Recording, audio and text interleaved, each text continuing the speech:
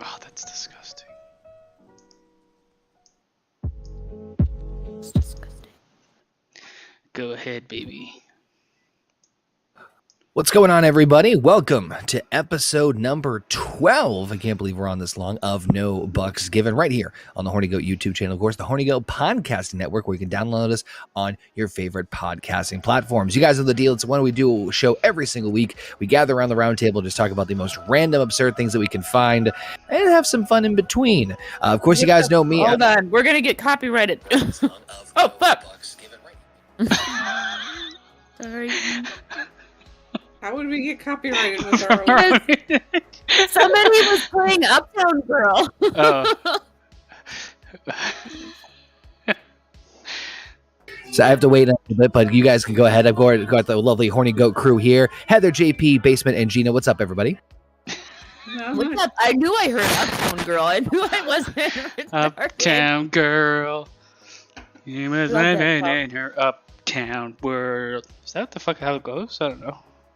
Oh my god, I hate you so much right now. What? I tried. I'm a fucking It's musician. You've got Cody, Bodo, Alpha, Jurgen, Jurgen Booyah. and Frederico in the chat. Federico.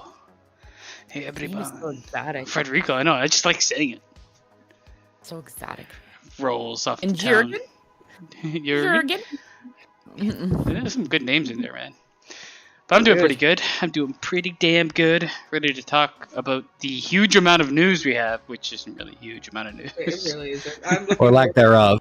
like, Yeah. I'm looking more forward to the Would You Rather game later. Yeah, they'll speckle that. Oh, I got throughout. some good ones. We're going to talk about Ukraine, whether anybody likes it. Ah, fuck! Oh, Christ, I never should have mentioned it. I don't Hey, care. basement, Gina. Goblins are green. Goblins are Also green. yellow, orange, and red. Yeah. They're also they're not. fucking white. They're also No, they're fucking white. No, White they're not. They're goblins. green. No, They are white goblins, fucking that's green. obscene. How dare you, sir? We can't go back down that dark path. Which No. is actually a dark green path, but we can't go back. But we can talk about Hey, color gargoyles are, because gargoyles have been several different colors in cartoons. Gray and purple? Blue. They've been dark blue. Gray. I remember the Gargoyles cartoon. I think they were all fucking gray. I didn't know They that want- you had to be a specific color to be a creature. Why the fuck? Yeah. Are you on the sudden? Got you off the other one. Uptown Girl. Oh my god, this is not going well. Listen, we're all over the place right now. Yeah, this is going to be definitely a weird episode for sure because a lot of us are tired. It's been a long week for a lot of us, but we're trying our best to barrel through it. Of course, I want to thank everybody who's joining us in the chat and, of course, listening to us on every podcasting platform. Subscribe to the Horny Goat YouTube channel. Easy for me to say. YouTube.com/Horny Goat. I think we should just roll right into the first subject. What do you guys think? Or how was your guys' week? I should ask that for how was everyone's week first? Meh.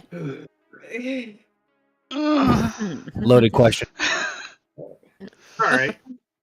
It was meh. I want to clothesline the fuck out of my daughter right now, but other than that, it's going great. She's jumping on the couch and it's shaking the computer desk as you saw us going. Ooh. Oh, if the camera falls, that's going to be hilarious. Well, if the camera falls, the computer's falling because that's where the camera is connected to. And then we're gonna hear JP truly lose his shit. No, you're gonna hear me completely lose my shit because I need this computer to work. JP's like the Hulk. How do you control the anger? My secret is I always stay angry. Need the computer to work. There's another computer. She just thinks she needs this computer to work. Okay. It's held together by duct tape and a prayer. Both of us at the same time. Okay. I don't know the inner workings of this office. Okay. Let's jump in. Come on, Connor. Hit me with your best shot right to the face. All right, let's start off with the idea that the unified title match of WrestleMania history is only going to be temporary. Okay. I'm okay with it. I just feel like it's another thing. It's just them dangling in front of people's faces just to get rid of it. The only reason that they're doing it is so that people will watch the show. Well, yeah, that's exactly what I just said. Right. And that kind of makes me a little bit irritated because if you're only going to do it just for WrestleMania, then what's the fucking point? That's not the. I think there's a couple other matches that are actually going to be pretty good. I agree, but I think like doing this and advertising it as a unification title match and that being one of its selling points outside of the story that they built up between the two, to just like a month later being like, gotcha, here's a new title. Is kind of like... It's probably going to be a horrible looking title at that. I can tell you right now, it's not going... It's probably going to be like, remember when Becky won the one of the... She's just going to carry around both titles. Oh, yeah? I thought they were going to make a new title. No. They're not going to do away with the... Please, God, do away with that monstrosity. They're never going to get rid of them titles. They're toys. That is why WWE has their thing. That's just deal with it. What? Wendy, it sounds so cranky all the time.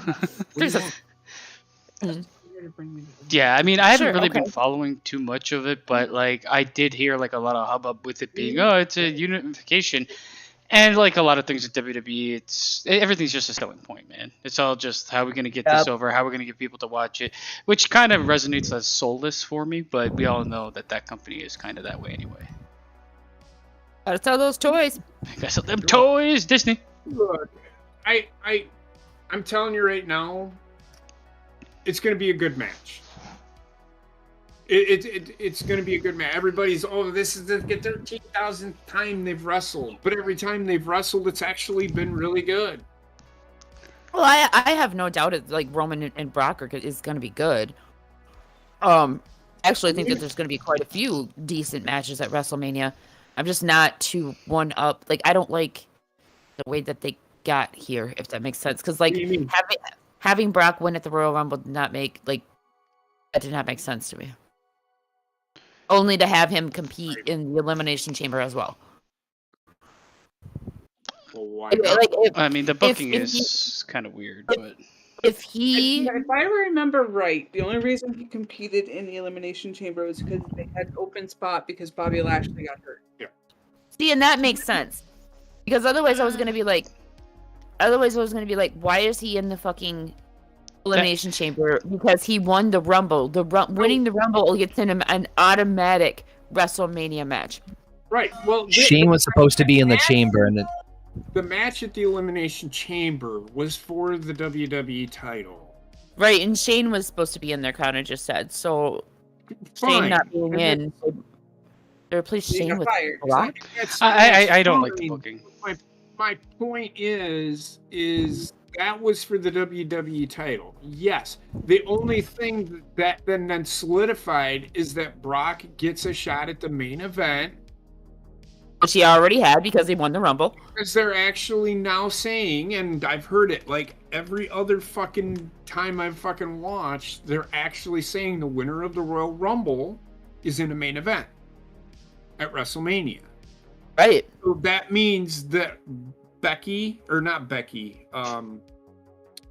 Charlotte and Ronda Rousey's going to be a main event. And they're going to be a co-main event. No. It'll be night 1 main event and night 2 main event, yeah. Mm-hmm. But, okay, the reason I don't like it is, first of all, I don't like people that wrestle at Royal Rumble outside of the Rumble to be also in the Rumble. I never like when they do that shit. And that's... What? Wait, what? Say it one more time. You said that. Wait. So, I don't like when... I heard you. People, it's just me, my mind didn't. He said it really fast. People I'm not... wrestle during the event of the Royal Rumble, but then they also wrestle in the Royal Rumble. So they have like a singles match outside, and then they're also a number in the Rumble. I agree. I'm the same way. Well, and you know what? I don't mind it. I don't like if they're wrestling for a world title and then they're in the Royal Rumble. I don't like that, and I can agree with that. I can agree that I didn't agree. I said it.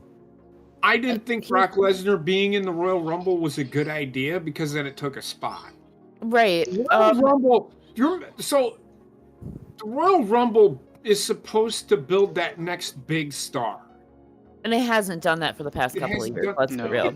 And again, the Royal Rumble really don't care about it anymore anyway. It hasn't been relevant since fucking the days of Stone Cold and The Rock. Honestly, I was okay with Brock winning the Royal Rumble. I was fine with that. It was the Elimination Chamber, and I understand Shane was supposed to be in it, and whatever, they had to replace somebody. However, they have other superstars other than just Brock. And even if they were to put Brock in that match, they could have had him lose. Why have him win the title and then face Roman for the other title if they're not planning on unifying the title for a long time? Like, that makes no sense. I do think they didn't... Okay, I wouldn't have put him in it at all, because making him lose will make him look a bit weak, and he's one of the champions. But he shouldn't have been there, period, because he already has... Yeah, I know. He wasn't a champion at the time. Yeah, wasn't he? No, he won the freaking championship. Oh, he won the championship in that match. Okay, yeah. Yeah. But still, making him lose would have made him look a bit weak, unless it was interference somehow by Roman Reigns, which makes no sense. Which, I mean, I would have never put him in the match then, because, if they were planning on unifying and keeping it unified, then I could totally understand it and I could get behind it. But if they're not going to keep it unified, then why? It's one of the struggles we're trying to do, and this is technically what long-term storytelling is, Rumble to Mania.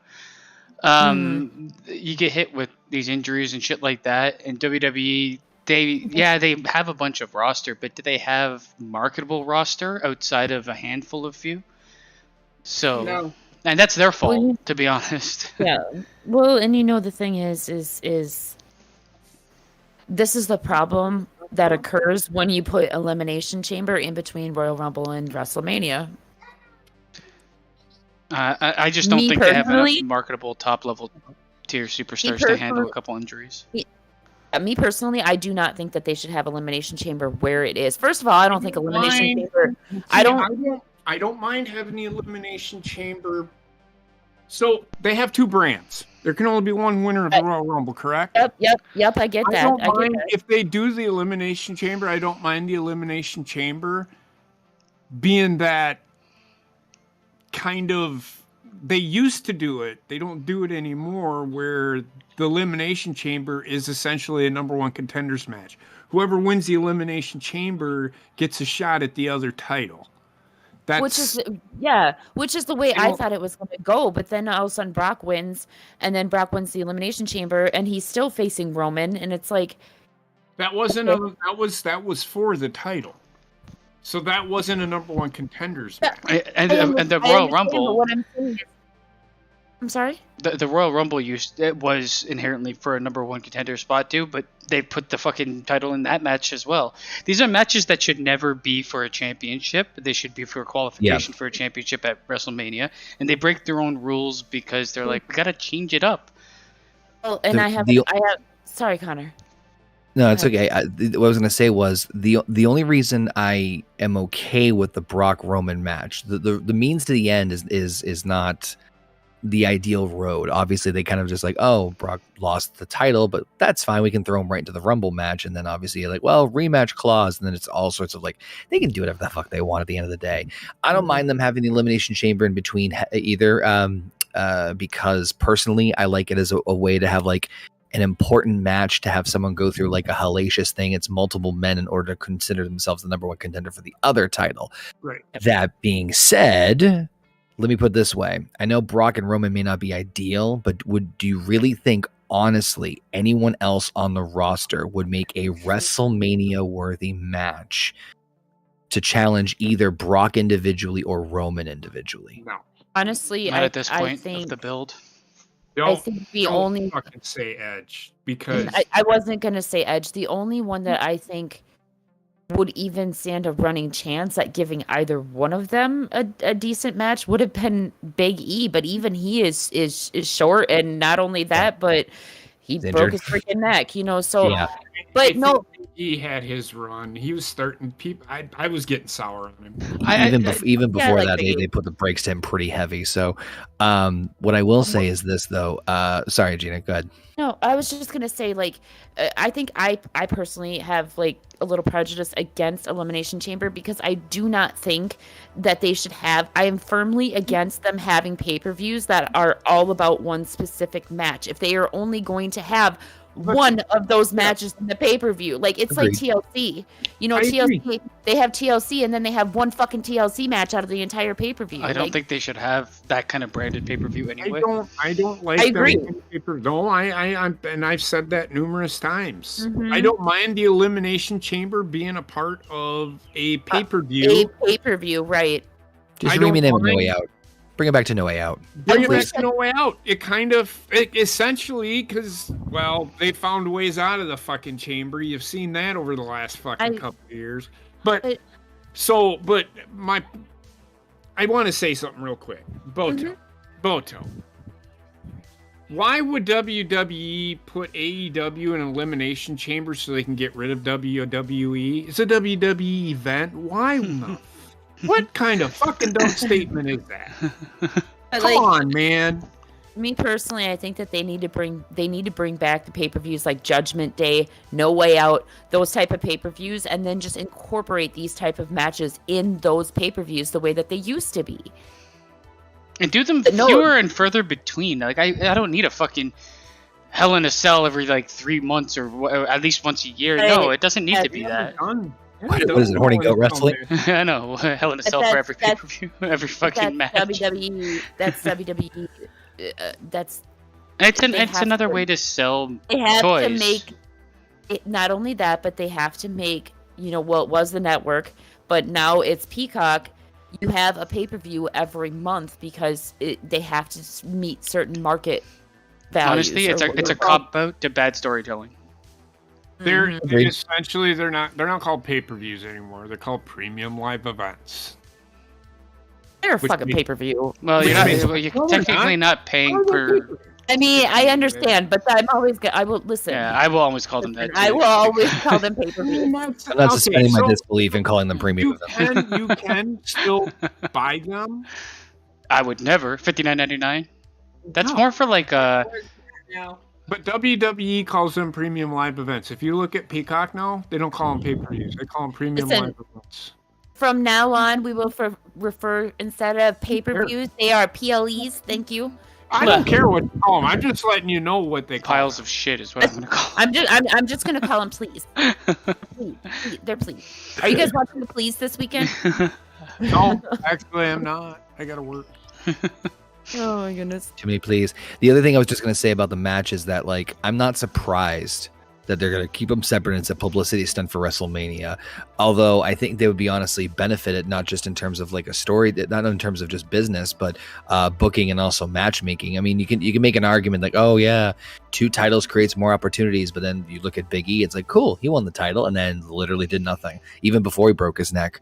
So I'm personally in favor of keeping the titles fucking unified. But I don't understand. Like I read the article that we have listed in the description says like, oh, the brands there's no benefit to the brands or the networks. I'm like, that doesn't make any sense to me. If anything, that would give you more of a reason to tune into both shows. It doesn't. I mean, I don't know. Heather, I'd like to get your thoughts real quick on this whole idea. She doesn't care. She's like, let me speak. Exactly. This whole thing is just dumb. I mean, why bother unifying the titles just to split them apart again? Because you don't think it's good for marketing. Well, they're not going to just split them apart right away, though. That's the thing. It's probably going to be like a 3-month long. But the thing is, this is why when you have different networks that you have to satisfy, I have to say, you look at, and I'm not saying AEW is any better by any means, but if you look at AEW, they have the TNT Championship and they have the fucking TBS Championship. Both networks are satisfied. The TBS host title. As Connor said, you can still satisfy both networks with keeping the titles unified by having the champion float between both fucking shows. And that's the way they used to do it. And honestly, that is the way that I wish that they would go back. You know what the problem? You know what the problem with that is, though? Traveling. Nope. Then you're pigeonholing the fucking company into having triple threats all the fucking time for the world heavyweight title. I don't want to fucking see that. I don't know. I mean, there was triple threats all the time back in the day. So they're gonna fucking do a formula where 1 month it's gonna be Raw is gonna have the title shot, and then the next month SmackDown. No. It's just so dumb. No, that's not what I'm saying at all. What I'm saying is, if Roman is the champion, okay. If Roman's the champion of one show, of one title rather, and Brock is the champion of the other, then you have both of them be on both shows throughout the week. They show up to both places. That's the way that they used to do it. Or they have one champion. That's the way the whole fucking roster used to work. I'm sorry, Basement. They have one champion, and he feuds with somebody on Raw for a month or whatever, and then feuds with somebody on SmackDown. You have other championships that you need to propel. It doesn't always have to be the world champion. I understand that. Yeah, you gotta. I think you give a chance to the IC title to become what it used to be at one point in time. I couldn't even tell you who holds the IC title now. Is it still Ricochet? Ricochet? Yeah. Okay. None of the other titles mean anything. I don't think any of the titles mean anything. The only title that means something is this, probably, but it's going to mean nothing. And I honestly think, like, if they're going to unify it and keep it on one person for a couple months, Roman Reigns is winning 100%. He's the fucking guy that's there all the time. Yeah, honestly, I miss the days when you never really knew who was going to show up to Raw. You never knew who was going to show up to SmackDown because they were all on a floating roster. And I miss the fucking hardcore title so bad. I understand why they can't bring it back. I understand. But I miss that shit so fucking much. Terrible. Essentially, they did bring back the 24/7 championship. It made for some. But I mean, that was a goofy fucking. That was. They did the same thing with the hardcore It's kind of It was more about. Eventually, they did, but I'm talking about the hardcore title back in the days when you had Crash Holly versus Blackman, or with the hardcore title, they still did that. They didn't make it as much of a circus. They did. It was okay. I will say, had Crash Holly running through a circus to not get pinned. Ball pit. Was a circus. I'm out a second though. That was towards the end of right towards the end of the hardcore title. I am talking about back in 1998, 99. When the hardcore title, it was a one-on-one match for the hardcore championship, and it was always a hardcore match. It was okay. The hardcore title, you can't say with a serious face to me that the hardcore title is equal to the 24/7 title. The 24/7 title is disgusting. Yeah, I didn't the say 24/7 so did the same thing. So yeah, but they did it better. So the conversation ends there because they're not equivalent. There is. I mean, the thing is that the thing is that the 24/7 belt is equivalent to the hardcore belt at its end. At its worst. At its end. No, at the very end of it, when they started doing all the goofy shit where people were chasing each other and all that stuff, I can see your argument. But, like, when I started watching, the hardcore belt was actual matches, and it was hardcore matches with, like, fucking weapons and shit. Steve Blackman was one of my favorite fucking wrestlers. I don't give a fuck what anybody says. The hardcore. So you do realize that the only reason that thing even came about was through storyline. Yeah. Yeah. But like the belt itself was, it wasn't as corny as shit as the 24/7 title had never had a good heyday, never had a good match, never had a good anything. Hardcore title, it was the gimmick title. I will say it's a gimmick title. But I can still have somewhat fond memories of some of the matches. The 24/7 title, I wanted to burn it in the fucking fires of hell.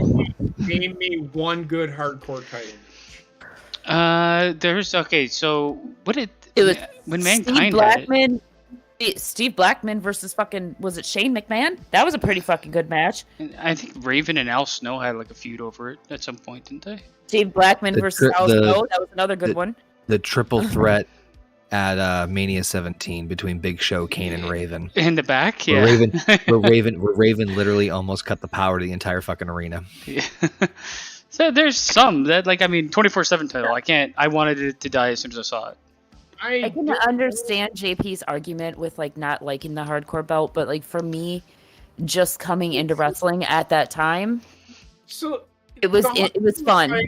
Did nothing but pigeonhole a bunch of fucking wrestlers in a fucking gimmick. Which were gimmick wrestlers anyway. Yeah, well, pretty much. Because, like, Crash Holly, what the fuck else was he going to do? He couldn't get out of that gimmick. Like, fucking Mick Foley. It was named after Mick Foley. And Van Dam and Jeff Hardy also had a good one, too. Yeah, well, I don't remember any of those, which tells you, and I used to watch that shit hardcore, which tells you I don't give a shit about I don't remember 90% of the matches. The title made no difference, any more difference than the 24/7 belt ever did. That's all I'm saying. I disagree. I disagree as well, to be honest. No. Well, let's move on to a different wrestling subject. Since we're already so deep into the wrestling thing. It's going to be our wrestling centric show because next week starts WrestleMania, but this week that's it for wrestling. Yeah.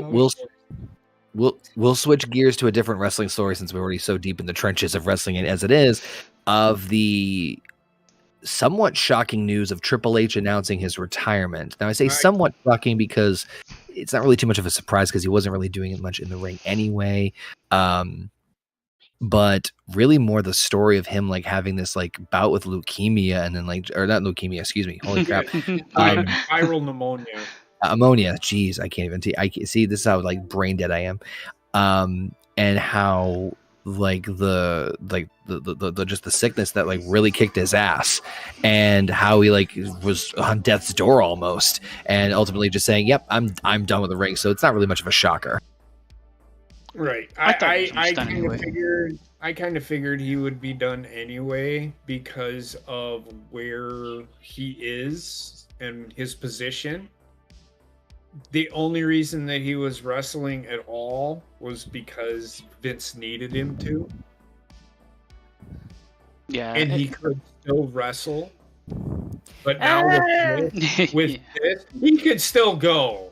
It wasn't. Anybody remember his last match? It wasn't great. That wasn't his fault. That was Shawn Michaels, Kane, and Undertaker. He tore his pectoral muscle and kept going.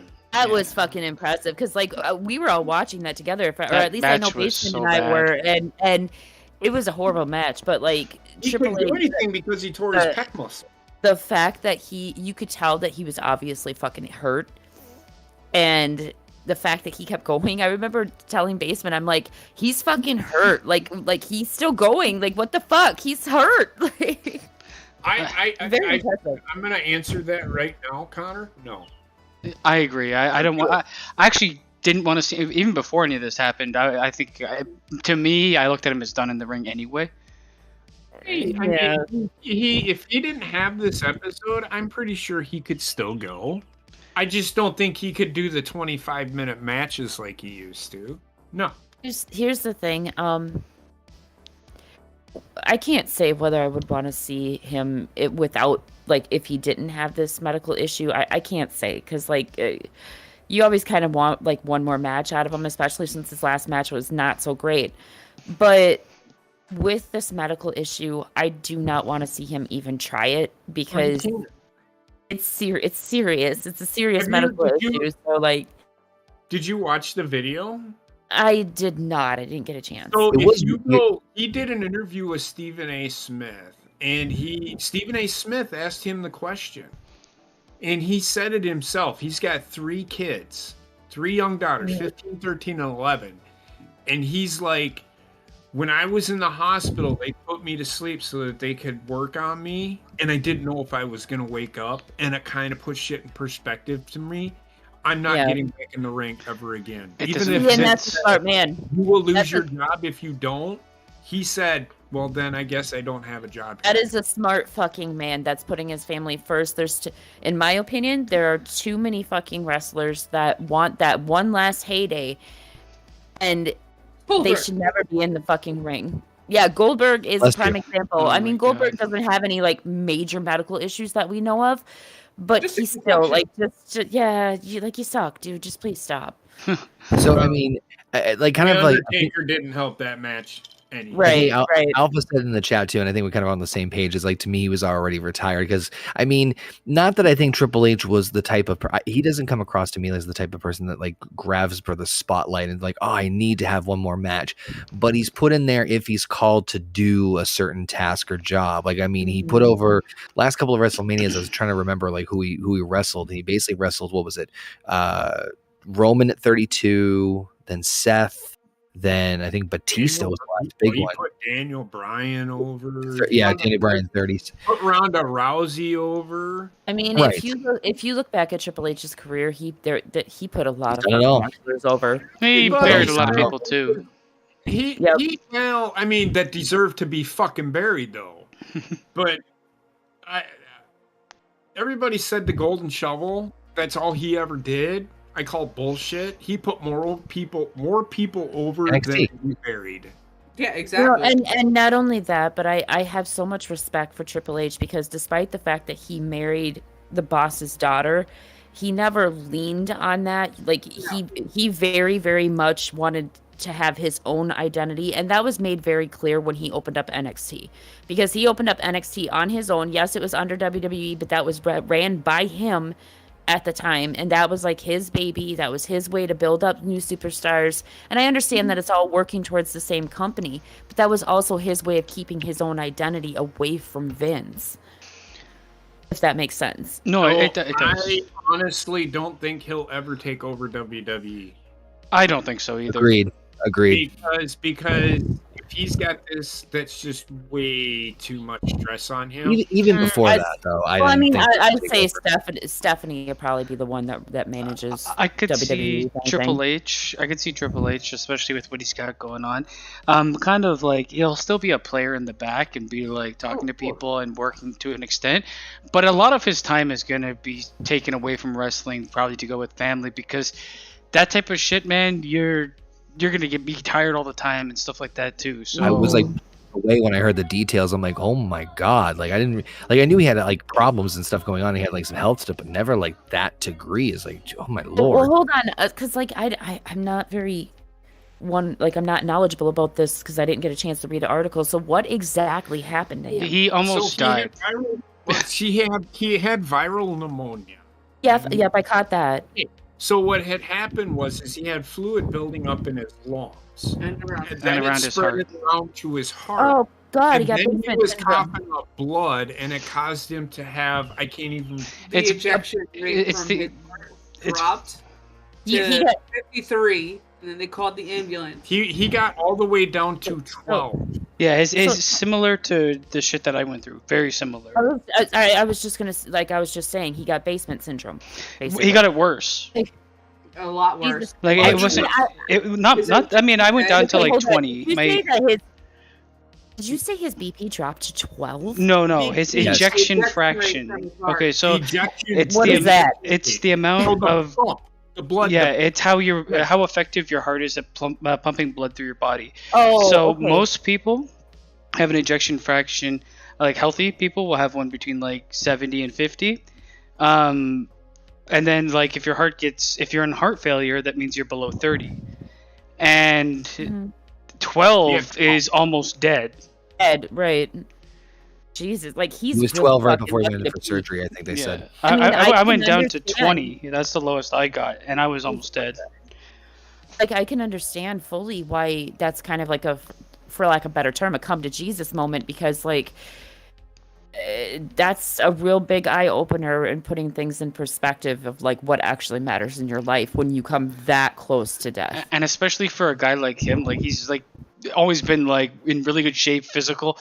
I bet you any money at 12 he could barely walk a step or two. Oh yeah. At 12 he probably wasn't walking at all. He could probably stand up and be dizzy. He said at 12 I couldn't move.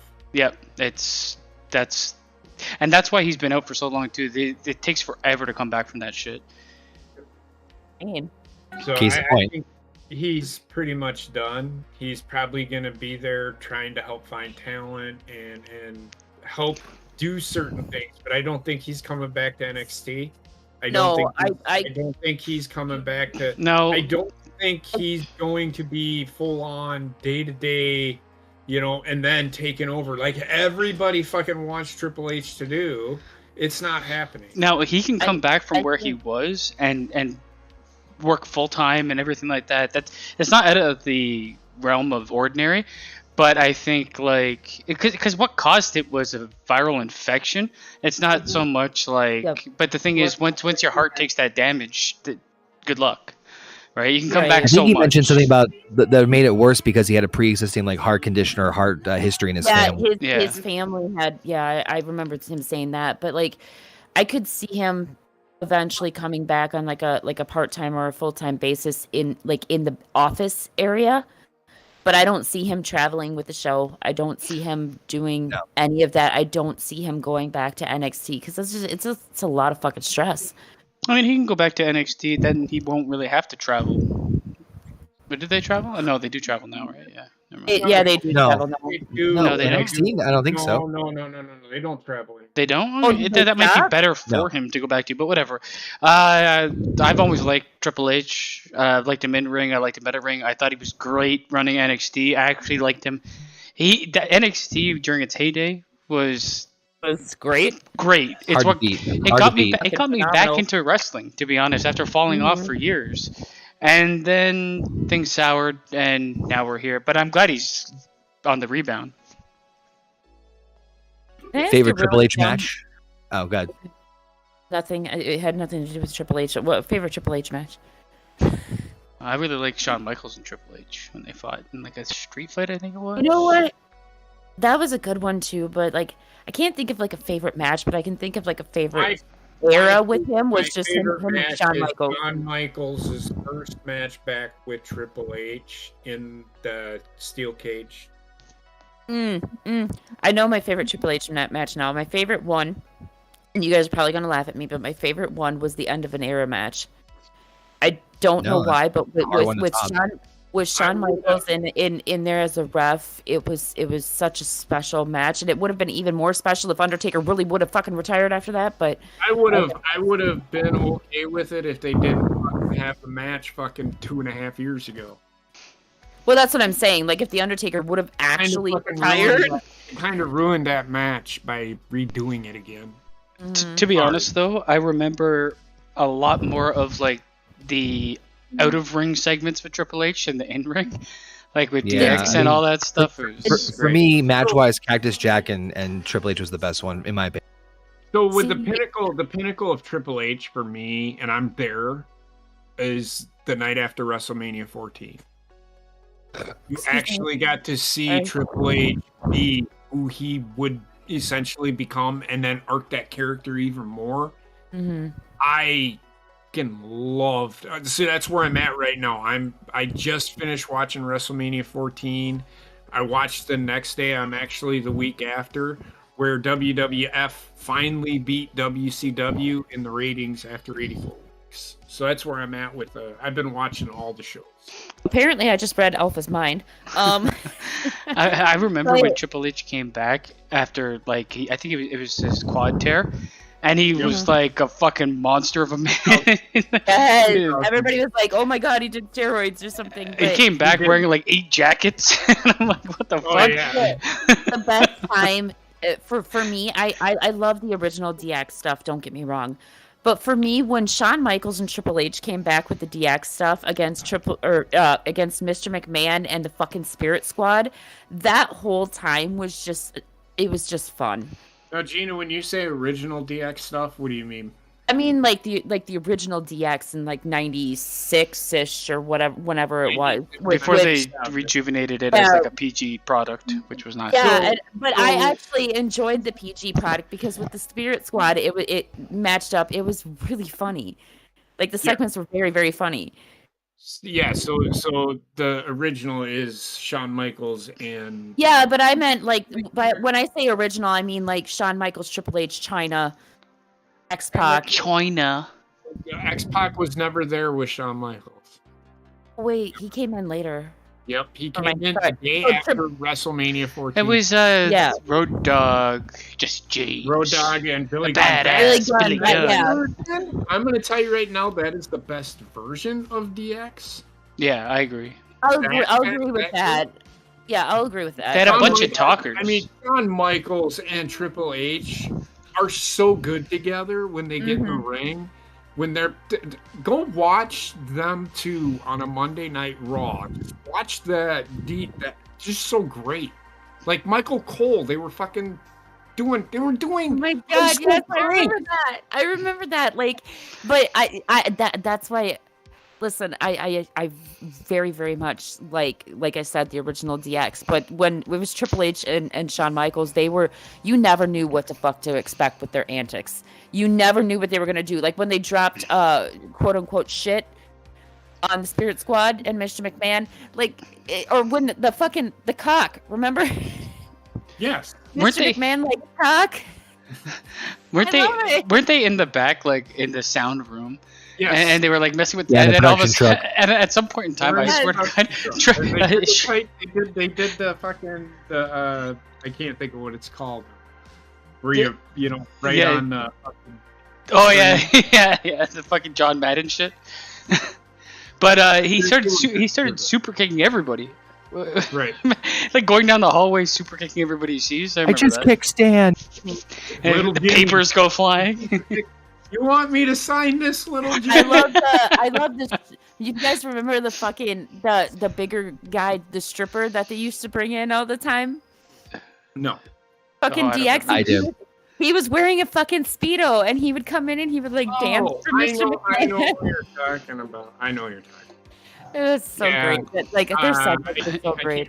See, they've really gotten away. And I was thinking this earlier today, like after I was like looking up gifts for this, and I saw like the one where Triple H breaks into Randy Orton's house. I'm like, they've really gotten away from that kind of stuff, which is sad because like like when they went to like a segment where they're fighting in a grocery store or in the hospital or stuff, that was always like interesting to see. They tried going there. They tried going there with the Edge and Seth stuff. Seth actually broke into Edge's house and was sitting in his chair eating a fucking apple or whatever. I remember that. Yeah. Yeah, I feel like. Dick Johnson was a stripper. Don't they do that while they're like on their phones? I want it to be like an actual fucking camera crew there. I don't know. You know what though, like. You look back at like Triple H and you see where he started out. Like, what was his name when he first started? He was at Hunter Hearst Helmsley. Thank you. Like he was that like rich guy, but then to see what he fucking molded into is in just WCW. He was terrorizing. Yeah, which is the best name. Terrorizing versus the Yeti. Oh god. He actually wrestled Kevin Nash, and I think he was the Wizard. Yes, I can't. Oz. Paul just said when they shoved Coach through the wall and spray painting DX on his ass was funny also. They did say they were shenanigans. Yes, and that's what I miss because, like, that's what's lacking for wrestling for me right now. I mean, obviously there's a lot of things lacking, but you have those backstage segments that were just like these funny little quips and stuff. Whether it be DX or Edge and Christian, it's missing now. It was funny without being like extremely corny. Right, and we just lost Connor. He's coming back. He'll be back. But yeah, it was funny without being extremely corny, and I agree with you. Like nowadays, anytime I see these things, it's like AEW does some things like this, but it's like I just can't stand it. I don't know why. I just can't get behind it. Because everything is just goof shit. What the past was, and they're failing. It's too goofy, man. I don't know. Like, do you know why everybody these days is failing? WWE, AEW, doesn't matter. Everybody's failing because they try too hard to make it good. Whereas if you look back in the day with Triple H, Shawn Michaels, Edge, Christian, whoever, it was them. It was part of their. It wasn't a character. They were just being goofy. They were being themselves, and you could tell it came through like that. It didn't come off as like corny. Yeah. Or set up. Nope, I hear you. But anywho. Yeah, I think we're done with Triple H. Yeah, I think we're done too. Well, since we're talking about wrestling stuff anyway, can you guys hear me okay? I just want to make sure I had to obviously switch stuff over. Cool. So, might as well knock out the last of the wrestling talk with Bret Hart wants to get paid. Is this have to do with Goldberg? Yep. I mean, yeah. I don't blame Goldberg for that. I blame WCW for not training him enough. At this point in time, okay, so Goldberg ended Bret Hart's career by kicking him in the head because he was green and being pushed to the stars. But now, all of a sudden, Bret Hart is like, I see he's going to Saudi Arabia getting $3 million for a 10-minute spot, and he doesn't think of me, he doesn't send me any money. I'm like, what the fuck? Why would he be sending you money? Well, I mean, first of all, that's a risk that you take every single time that you get in the ring when you are a wrestler. Every single day could be your last day. Bret Hart is kind of like a whiny bitch, to be honest. He's not. He clearly hasn't. He's a crybaby back bitch. I never liked Bret Hart for this particular reason alone. All right, hold on. So, sorry. I just said, I'm sorry. I don't care what anybody says. But I don't like him either. Always thought that everything was about him. He was never that great. He would have never fit in with what WWE needed to do. Because come on. He would have just been so out of sorts. He was a very one-dimensional wrestler. I didn't care for him. I didn't care. I don't like him either. If you like him or if you think he's in your top 5, bravo. I don't fucking like the guy. I never have. Never did. You know, the thing is, like I said, any time that you get in the ring when you are a wrestler, you are taking that risk. You are taking that chance of it. Any day could be your last day. We just saw it fucking happen with Big E. We don't know if the Big E's done, but chances are he is. You know, any fucking day, anything can go wrong. And to wait this many years before being like, oh, wait a minute, he's raking in money now, let me jump on him now. That's just a fucking douche. That's a douche canoe right there. I also that is seeing an opportunity and trying to fucking jump on it. Soda. I also agree to the point that it's not like, okay, here's the thing, and this is why we're like, I mean, let's CM Punk geared his anger towards the company, not Ryback as much when he got injured. Mm-hmm.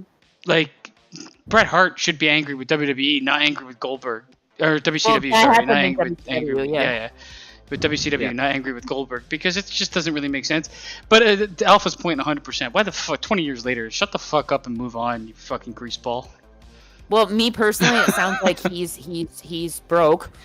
I don't think so. I don't think so. I just think that's his mindset. He's the sun in our fucking solar system.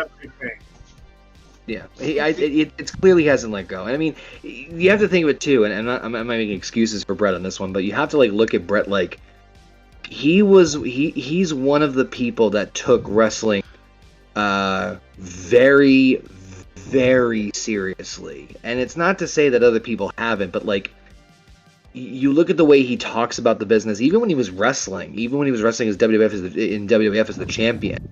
And he treated it like a legit sport. He like acted like it as like the mascot of the company, which, you know, one of the best technicians and all that stuff. I'm not taking anything away from him, but he like that was life, you know. And so when someone takes that away from you and you have no control over it, over somebody who wasn't trained properly, and so it's just an amalgamation of like coulda, woulda, shoulda in terms of like the situation could have been avoided, except like there's so many different factors involved with it that he's just, I think, generally pissed off. And I think he targets it at Goldberg specifically, when in reality, yeah, okay, it's partly Goldberg's fart. I can't talk. Goldberg's fart.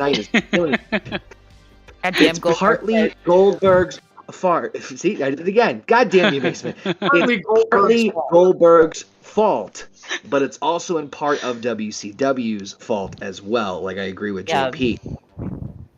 Well, I mean, you know, the thing is, let's get real, okay? I understand that some people consider Bret Hart as like the greatest of that era or whatever. I understand. Me personally, not my cup of tea either. But that era was ending. How much of a career would he have actually had past that era? Because I really could not see him being as popular as he was in 1998. You know what I'm saying? Eric Bischoff essentially said it. He was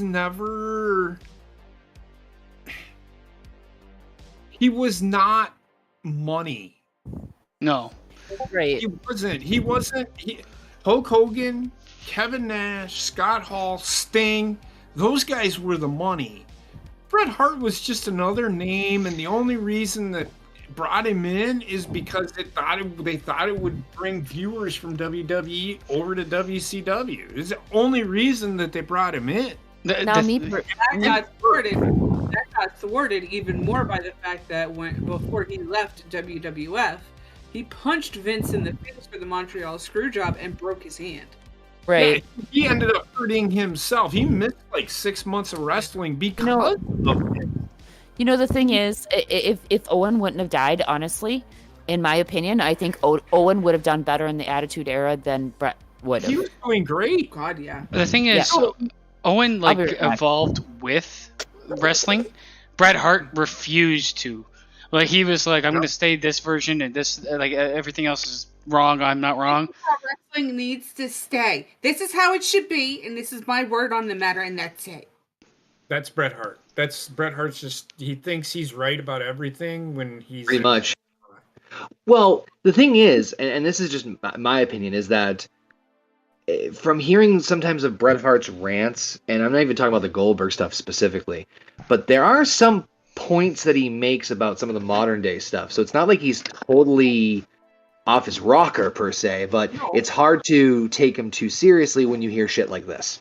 I think it's just at some point in time you need to move past things. I can agree with him to a certain extent that today's wrestling is not even really what it is. Wrestling. It's more of a Cirque du Soleil type fucking product now. It's not even, if you can't do a 630 or a frog splash or a swanton off a fucking ladder, then you're nothing. You're never going to amount to anything in the business unless your name is Roman Reigns. That's how I see it. Wrestling has like lost its identity to be like more of a spot fest than anything. I'm going to say this, and people will be like, "Are you serious?" The Attitude Era essentially ruined wrestling. Where do you go? Where do you go from there? It started on its decline after the Attitude Era. Well, I don't think that's entirely the Attitude Era's fault. It's the fault of the greed of the company wanting to expand because of the success of the Attitude Era. Right. Well, that's essentially what I'm getting at. But I wouldn't really put that. I would say success ruined wrestling. Yeah, actually, that's probably a more accurate representation. I mean, I get JP's point because WWE threw everything at the TV that they could in order to compete with WCW, and so while it was obviously clearly successful short term, the long term, the company's still around and making millions, obviously, or billions. So I mean, it's just a matter of your load. That's a little bit more. Yeah, so it's. Sorry. Continue. Okay. I was actually just gonna swing it back around to Triple H because Paul said something in the chat. He said that with Triple H, he would like to see him come out, address the audience, and leave his boots in the ring. I don't see Triple H being that type of guy. Not that I don't think that'd be great. I just don't. I think he's a lot like Vince in terms of like being prideful and stuff, like, you know, like and to for better or for worse. I think that'd be great. I just don't see him being the type of guy to do that. Then again, they did do a 25th anniversary celebration of his career not too long ago. So I mean, I think I'd be more for that if he was gonna wrestle and then be done. But just to come out to do it is kind of, I don't know. Here's the thing. I wouldn't be against it. I wouldn't mind seeing it with Triple H because we know that there's a very, very, very, very, very high likelihood that he is never going to come back. When The Undertaker did it, in fucking that should have been York, that was such a missed opportunity. That should have been the fucking end right there. The end, and then all of a sudden he's back. It's like, why did you leave your boots in the fucking ring if you're gonna come back, bro? This is what kills wrestling. Like, they're not able to, like, anything for $1, and it shows that it really hurts the company when they treat, and you know what, everything that's wrestling and everything like the spectacle and the entertainment side of it, when they do things like that and then just go back on their word, which is often placed, it cheapens a story. Like when somebody comes back from death, right? Correct me if I'm wrong here, but wasn't the Garden the first, like, Undertaker's first match? Wasn't that like the significance of that place? The what? The Garden? Was it the Garden? What? No, not what is it called? Carnegie Hall? Wherever it was that Undertaker left his boots. No, he left his boots at WrestleMania 33. Oh, he didn't. He did. He left his boots. I think he left his boots twice. No, because the one that I'm thinking of. Boots this motherfucker had. It might have been WrestleMania. I can't remember, but it was a pay-per-view. But the pay-per-view was at MetLife Stadium. But the Undertaker wasn't wrestling at MetLife Stadium. He was in that tiny little theater where they used to have all the wrestling matches. You're talking about the like that. Oh God, where Raw was. Isn't it Carnegie Hall? I think it's Carnegie Hall. Where's Heather? She's the New Yorker. I don't think that's Carnegie Hall. What's the question? Where was the original Raw held? Hammerstein's Ballroom. Yes. That's it. Hammerstein's Ballroom. That's where he took his boots off during that pay-per-view, because that's where if you remember that pay-per-view, they were splitting up matches. Like, most of them were in MetLife Stadium or the Garden or wherever the fuck I remember were. what you're talking about. Yeah, they had like 2 locations for some fucked up reason. We watched it together. Was it COVID? No, Stupid. it's No, it was before that. It's the Manhattan Center. Thank you. That's what it was. Who took off their boots? Taker. He took them off for WrestleMania. Yeah, he took off his boots multiple times every time he finished work. That Right, was dirty. Yes, but WrestleMania, they had a couple of matches in whatever hall it was that you guys just fucking said. And that's where The Undertaker had his last, not his last match, but the match where he took his boots off. Did that match took place in MetLife Stadium? No, it didn't. Barclays Yes, Center? Then he took his boots off twice then, because I'm pretty sure he did take his boots off twice. Baseman and I watched that match together, and we watched him come out in that little hall, in that little place, and he literally left his boots in the ring. I watched him in there, and he did not take his boots off. I can't remember. All right, you know what I'm googling right now because Google like I know. But let's move away from fucking Bret Hart. Yeah. And anyway, Undertaker and shit. So I'm gonna look up. So we're gonna take a little bit mid break here at this point, and forgive me, I had to hop off of the camera for a second just to pull this up. But we have here I'm pulling up some would you rather's that I literally typed in funniest or weirdest would you rather's that you could find, and oh boy, I'm just reading a few of them, and they are very, very interesting. Anybody in the chat can also join us as well. So I'd love to hear your thoughts on some of these more definitely out there would you rather. So the first one, and this is just to give you an idea because I read the first one. I'm like, yeah, we're going to go with that. Would you rather have to announce to everyone around you whenever you have to fart or pee your pants daily? I will announce my fart and giggle like a motherfucker after I do it. Agreed. Yeah, there's so much cleanup for peeing yourself daily. Yeah, true. 1000% announcing my farts. I guess it does depend on how much pee, though. What do you want? Yeah, that's true. If it's just like a dribble, you Yeah. just wear diapers as well. Like a miss. You know what? Fuck the logistics behind this. I mean, announcing No, when you give me the fart, fart. announcing when you Give me the fart, basically You can have ruins fun your life as like a professional of doing anything. Not really. You can have. No, you kidding me? You can have so much fun with that. Okay, so say you're in an office. I have to fart. And you do that multiple times. You had tacos or whatever from lunch. Come on, there's so many jobs you couldn't hold down. Reason for termination: announcement of fart. Yeah, I think I'd personally go with the fart one, honestly. I mean, without knowing the details of the P one, I'd wear a diaper. So, Gina, what about you? Diapers. I said farts 100%. What if you fart a lot? You're just a farter. Then it's like life or night. Sorry. Halfway through sex, I gotta fart, babe. To lighten the mood, I gotta fart. Mm-hmm. I'm gonna fart with your name on it. There's no lock screen on it.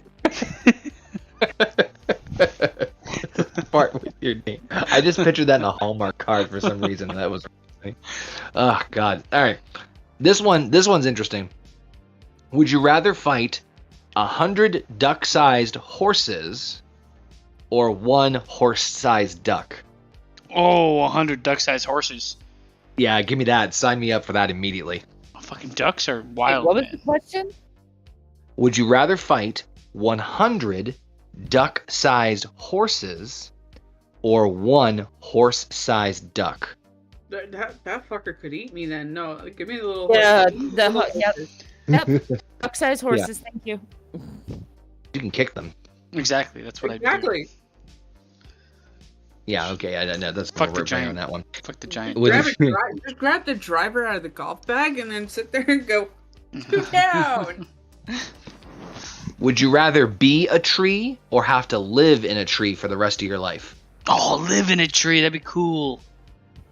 Living in a tree would be pretty fucking cool. Like, you know, you go out, you get a big redwood, and you build like a tree house in it. I mean, yeah. I would rather live in the tree because if I live as a tree, I run the risk of having a short lifespan to be cut down to be somebody's house. Or a really long lifespan. Or tree. Basement's gonna chop you down to make his house. He's gonna live in the other tree. Son of a bitch! Yeah, you can't move. You can't do anything. Tree would be terrible. Yeah, I know. You just leaf around all day. Exactly. Spread my seeds. Yeah. Would you rather begin every sentence with "Hey, idiot," or end every sentence with "Ha ha, I was just kidding"? Begin every sentence with "Hey, idiot." I feel like that's not much different than JP's current discussion points. I feel like your life is ruined regardless of which one you choose. Either one, yeah. I'm sorry for your loss. Haha, I'm just kidding. Yeah. He couldn't be a doctor, that's for sure. We lost him on the operating table. I'm just kidding. But no, I'm actually telling the truth. I'm just kidding. It's a vicious cycle. Hey,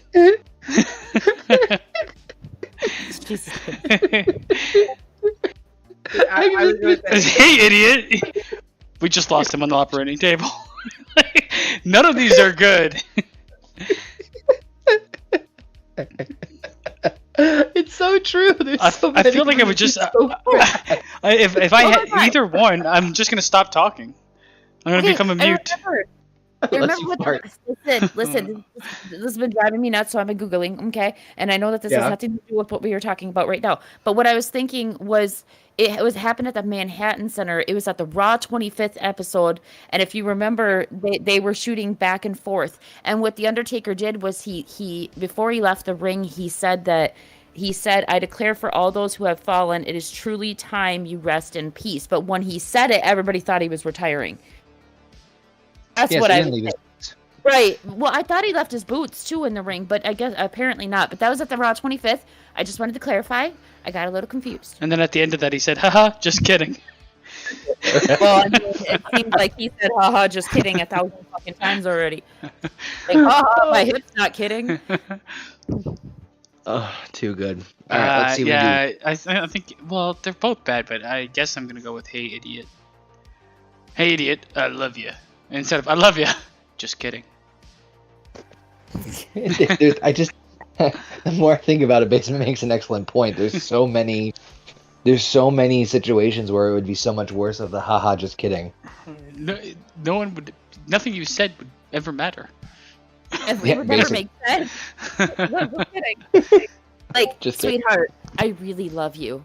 Just kidding. Mom, I think I lost my arm.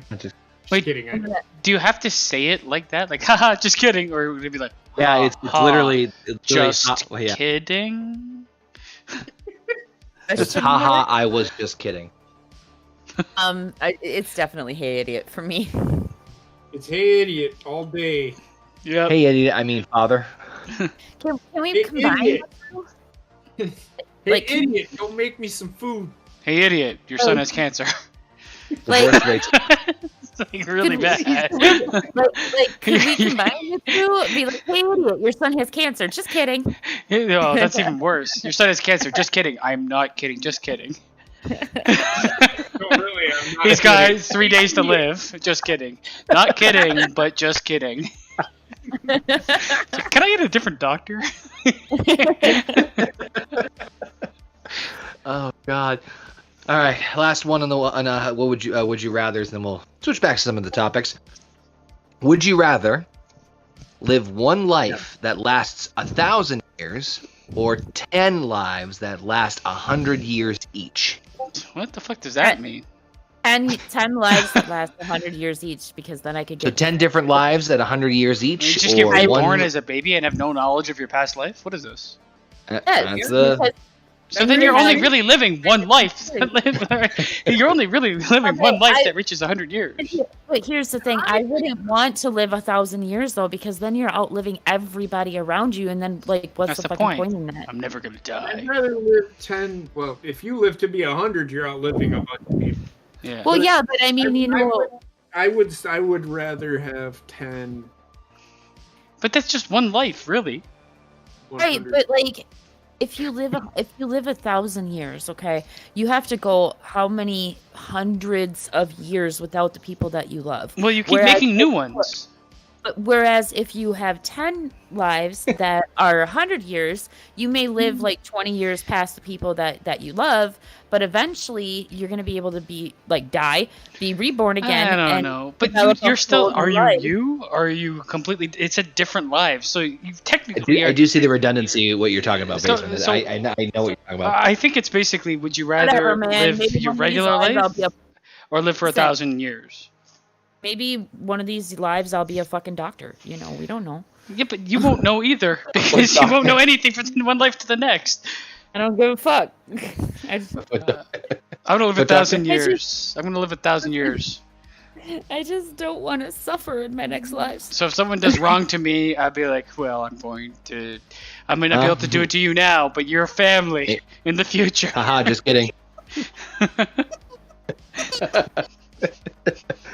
I mean, the 1,000 years thing has always fascinated me because I've always been curious about like where the future will take us. Like it's a very things have changed so much in the world in the last last 30 years. That I'm curious to see where things go. I'd personally take the 1,000.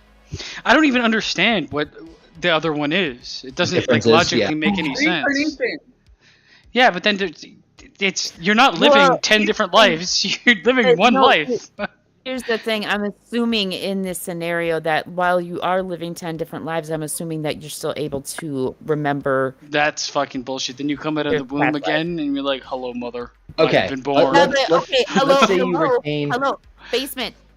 What do you think like deja vu is? A lot of people have arguments that like you experience deja vu because you experience whatever you're experiencing in a past life. So you'd rather have 10 different lives while you have occasional spells of deja vu. So let's say, for the sake of argument, you keep all your memories, knowledge from each life. Oh, then you're gonna go with the 10 lives because at 1,000, you mentioned how disgusting you're gonna look. Do you age slowly, or do you just get age like a human being? Well, all right, let's.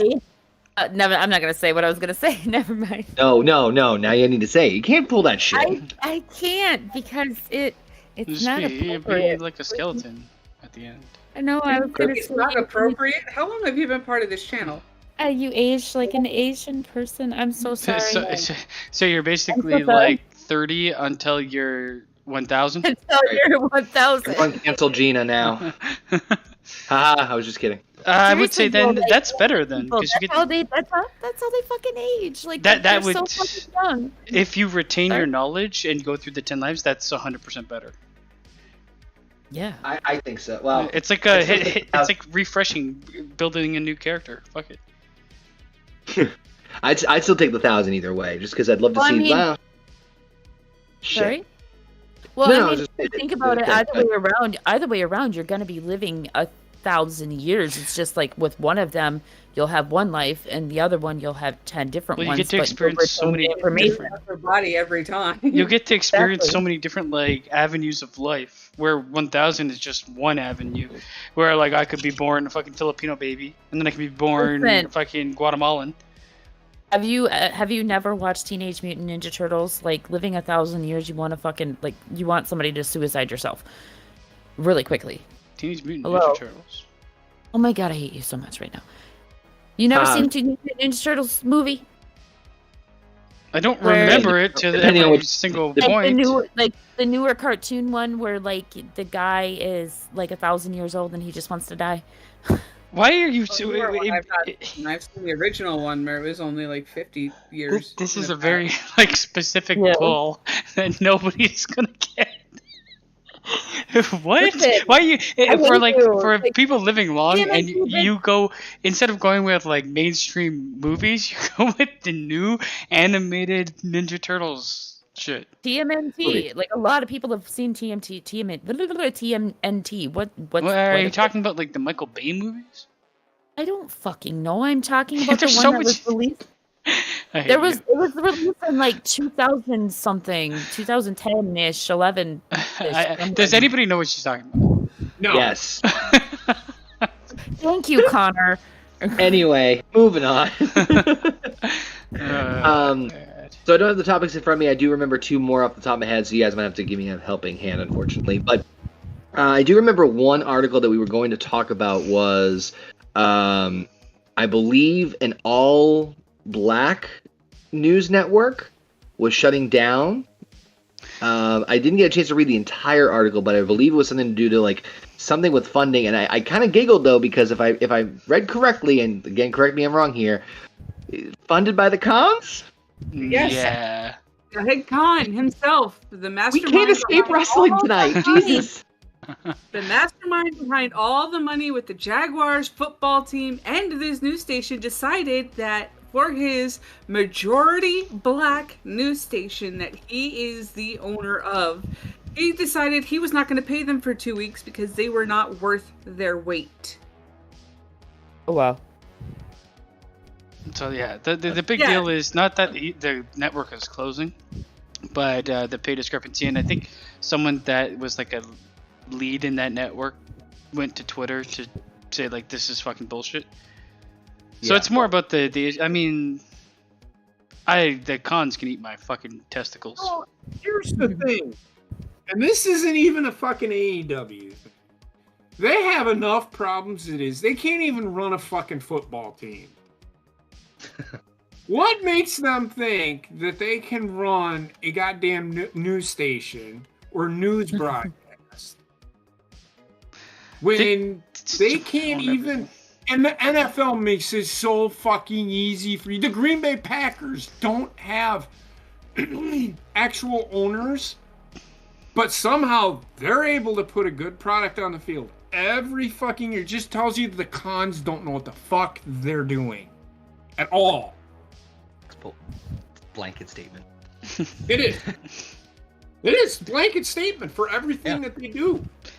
They are worthless at what they fucking do. Well, he is. And I mean, he's a fucking shady piece of shit anyway. Yeah. And I'm talking about Shahid Khan. Yeah, I agree. And I mean, regardless of who it is, whether it's black people, white people, or anything, people. I mean, you're working there. You've been hired till a specific date where then you are gone. You need to pay me. I don't give a shit. You gotta pay people.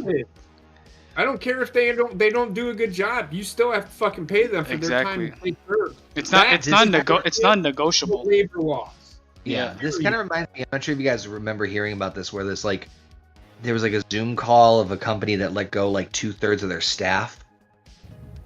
You guys hear about? I somewhat remember this. I think it was a video game company, if I remember right. I can't remember. I knew it was something with tech, but anyway, the idea was like right before the holidays, he let go 2/3 of the staff, which is like, yeah. I know I don't remember the company's name, but I know what you're talking about. Yeah, but in any case, I'm just saying that this particularly reminds me of that, where it's just like shady shit. Well, it's even shadier because most of the people that he did this to were people of color. Well, it just goes to show that it's not always about race. I'm sorry. Well, they're people of color because the channel was about black people in general, right? So most of the people that work there will be that color. But so I hate to say this, and this is going to sound horrible, and it probably will be horrible, but that's not my intention. That news state, I've never seen it. I'm not going to. I've never even heard of it. To be honest, to assume that they did nothing but news on black people. And when you do the news, people don't always just want to hear about the news of certain, whatever. You're really limiting your audience to a percentage of the population. It's not going to bring any money into you. So exactly. Say you have like 11% of the population that's black. Not all of that 11% is going to listen to that. No. So you're automatically kind of by pigeonholing your audience, you're kind of setting up to fail. No, and it's not really the conversation about the channel failing, it's the non-payment aspect. Like I said, I don't know. I've never seen this network, so I can't say that what I'm saying is true, but I can only speculate. But if they were giving just the news, like everything, not just this, that, and things pertaining to, African Americans or whatever, then shame on him. But I still shame on him for not paying the people, period. But I do not blame him for saying, yeah, this isn't working, we're going to have to let this go. See, that's not even anything remotely close to what he said. He just said that the people he did not pay for 2 weeks and then fired without severance. Okay. Yeah, they used enough. Okay. Yeah, they basically used the fact that it was a black channel to get like media attention, I think, because it's bad for anybody. You shouldn't the thing is, bottom line, if you hired somebody and you're letting them go, they get pay up until the day they're let go, or whatever. Whatever the contract says. Exactly. Like if the contract says severance pay, then they get severance pay too. And it's even worse when you're over there in the fucking lap of luxury, like living like a fucking king, and being like, "No, I'm not gonna give you your $100 or your fucking $1,000 paycheck or whatever. I'd rather use it to wipe my ass." Yep. I just. Yeah. Well, I just came back to a conversation of Jason saying he'd come back and wipe his ass with $1,000. If I was Khan, you know he does, fucking guy. I think the only other thing I was going to mention here, and then we'll kind of throw it back to you guys as far as there was any other things to discuss, but the other article that we did mention in the description here, which you guys can check out, is PlayStation announced another update for, and I tried again paraphrasing it here, it's a new service, but at the same time combining some of the other services at the same time. Yeah. I did get a look at like the schematics, and I'm not gonna lie, it sounds intriguing from what I've seen and what I've heard. You guys want to fill in on the details? I can fill you in. The new program is called Spartacus, and it is going to be combining PS Now and PS Plus into one big library that is newer games and demos for $192 for a year. Jesus fucking Christ. That's insane. So, but isn't there different tier options though? There are different tier options. Well, how much is PS Plus right now? PS Plus right now is $60 a year. Same with PS Now. The thing is, and in order to be able to play on like the games online, you have to be top tier. This new thing. No. Spartacus. Yes. No. Yes, you can play Spartacus. With Spartacus, you need to be the top tier in order to play online. No, yeah. Essential gives you online multiplayer. No. I'm talking about like, okay, so like you have access to the games that are, for instance, like PS Now games. In order to play those online, you have to be top tier. It said right in the article. Oh, I wasn't talking about PS Now, just in general online play is what I was talking about. Yeah, I thought that's what. No. Well, I don't know if it was general or not, because like in the article it said with Spartacus, in order to play online, you have to be top tier. Heather, am I wrong? Because that's what it said in the article, wasn't it? That's what I read too. Yeah. But it's also the fact that you're paying this much money for this program, and you're going to get rid of PS Now, and you're going to get rid of PS Plus for this program. But there's not going to be any day one release access. There's not going to be any free play of those day one releases. Yep. Sorry? You also have to be on top tier with this program in order to stream the game. Yeah, and they're trying their best to make... No, I think they're trying their worst. No, they're scrambling. By best, I have that. Scrambling to try and keep up with Game Pass, and that's what I was getting at. Yes. But like, in order to, in my mind, if something out there that exists that's better than what you have, your answer is not to make something worse than what's available and think it's going to compete. Like, I actually think, I mean, this is all this stuff is actually going to be released tomorrow, so it may some of this information is possible to change. From my understanding, the Essential, the $9.99 a month, is going to allow you to play online games, just not PS Now games. It has nothing to do with PS Now and the Essential. The next one is the Extra, which is $12.99, which is a $12.99 is basically PS Plus and like almost the same version of PS Now, just slightly stripped down, because you can only download the games. Is this like our money, or is this Canadian money that you're speaking in? I'm sure it's American, because it wouldn't be Canadian on this site. And then Premium, $15.99 a month, is you get access to the old library of PlayStation 2, PlayStation 3, PlayStation 4 games. You get first-party game trials, so when a new game's coming out, you might get like a demo for it. The one thing that slapped me in the face was the fact that they're not going to be giving day one releases. Yeah. Yep. None of them. So the one thing which is fucking bullshit. The one thing I'll say is, if it's a situation where you have to be top tier in order to play all online games, they wouldn't do that. That'd kill them. That is stupid as fuck. They won't do it. Because it'll kill them. It'll fucking kill them. Because they'll have so many, like, because imagine, like, not everybody can afford that, especially right now with fucking gas prices and all that stuff. going to be able to afford playing online at the highest possible rate. So it would, and again, the article doesn't quite go into detail about that, but I think it would make sense for general online play. And then if you're downloading anything through Spartacus in terms of, like things like PS Plus or PlayStation or Now, games that you want to play online, that I could see, especially some of the older ones. But I think this is a huge. They're doing the right thing, I think, in terms of combining the services, putting everything in one streamlined mainline service. That I think is smart, especially depending if how many other titles they might be adding to the library. Smart move there because they're trying to finally compete with Game Pass and all that stuff. However, the pricing is too high. The pricing's way too high. So, and even despite the pricing, it still falls short of Game Pass. Yeah, that's why y'all need to get extras. My question is, and I'm confused by this. So, when you say playing online, what we do when we get together and we meet up in a game. So I would have to pay $192 each. Actually, they're saying here that it's actually only going to be $15.99. It'll be $9.99 a month to play online. That's like it's the basic price. It's basically the standard price for online play that used to be. The premium is essentially it's just that you get more games. You get access to the old library of games, and you get PlayStation Now stuff, and you get to download and stream PlayStation Now. Not only that, but if you consider what we're paying right now for PS Plus, and then those of us that have PS Now, if you combine those, it's roughly about the same. Yeah, they're not going to change. Like, it would be a drastic failure for them to come up with a payment model that is charging more for the same services.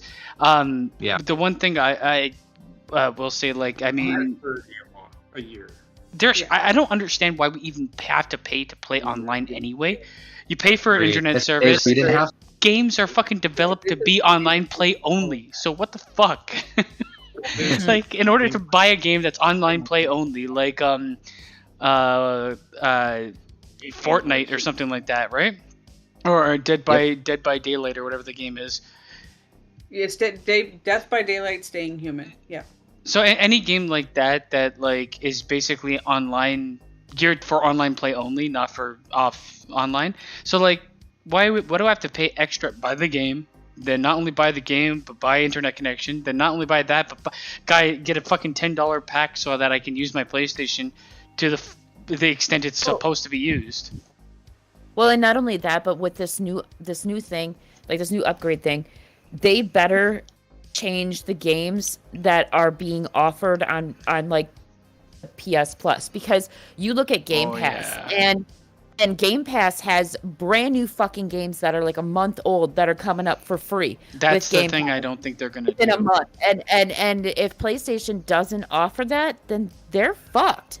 I'll be honest. I'm not gonna sit here and say, yeah, it's great because then you don't have to pay for it. Fine, that's great. But technically, you are paying for it. But continue. Yeah. Well, I get your point. I guess I don't see any titles that would make it worth it.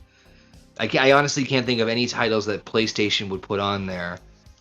Not what they have on PS Now. In what world do I really want to play a PlayStation 2 game? Right. It depends on the game. Well, the thing is, for the most part, I would have played it when I had PlayStation 2.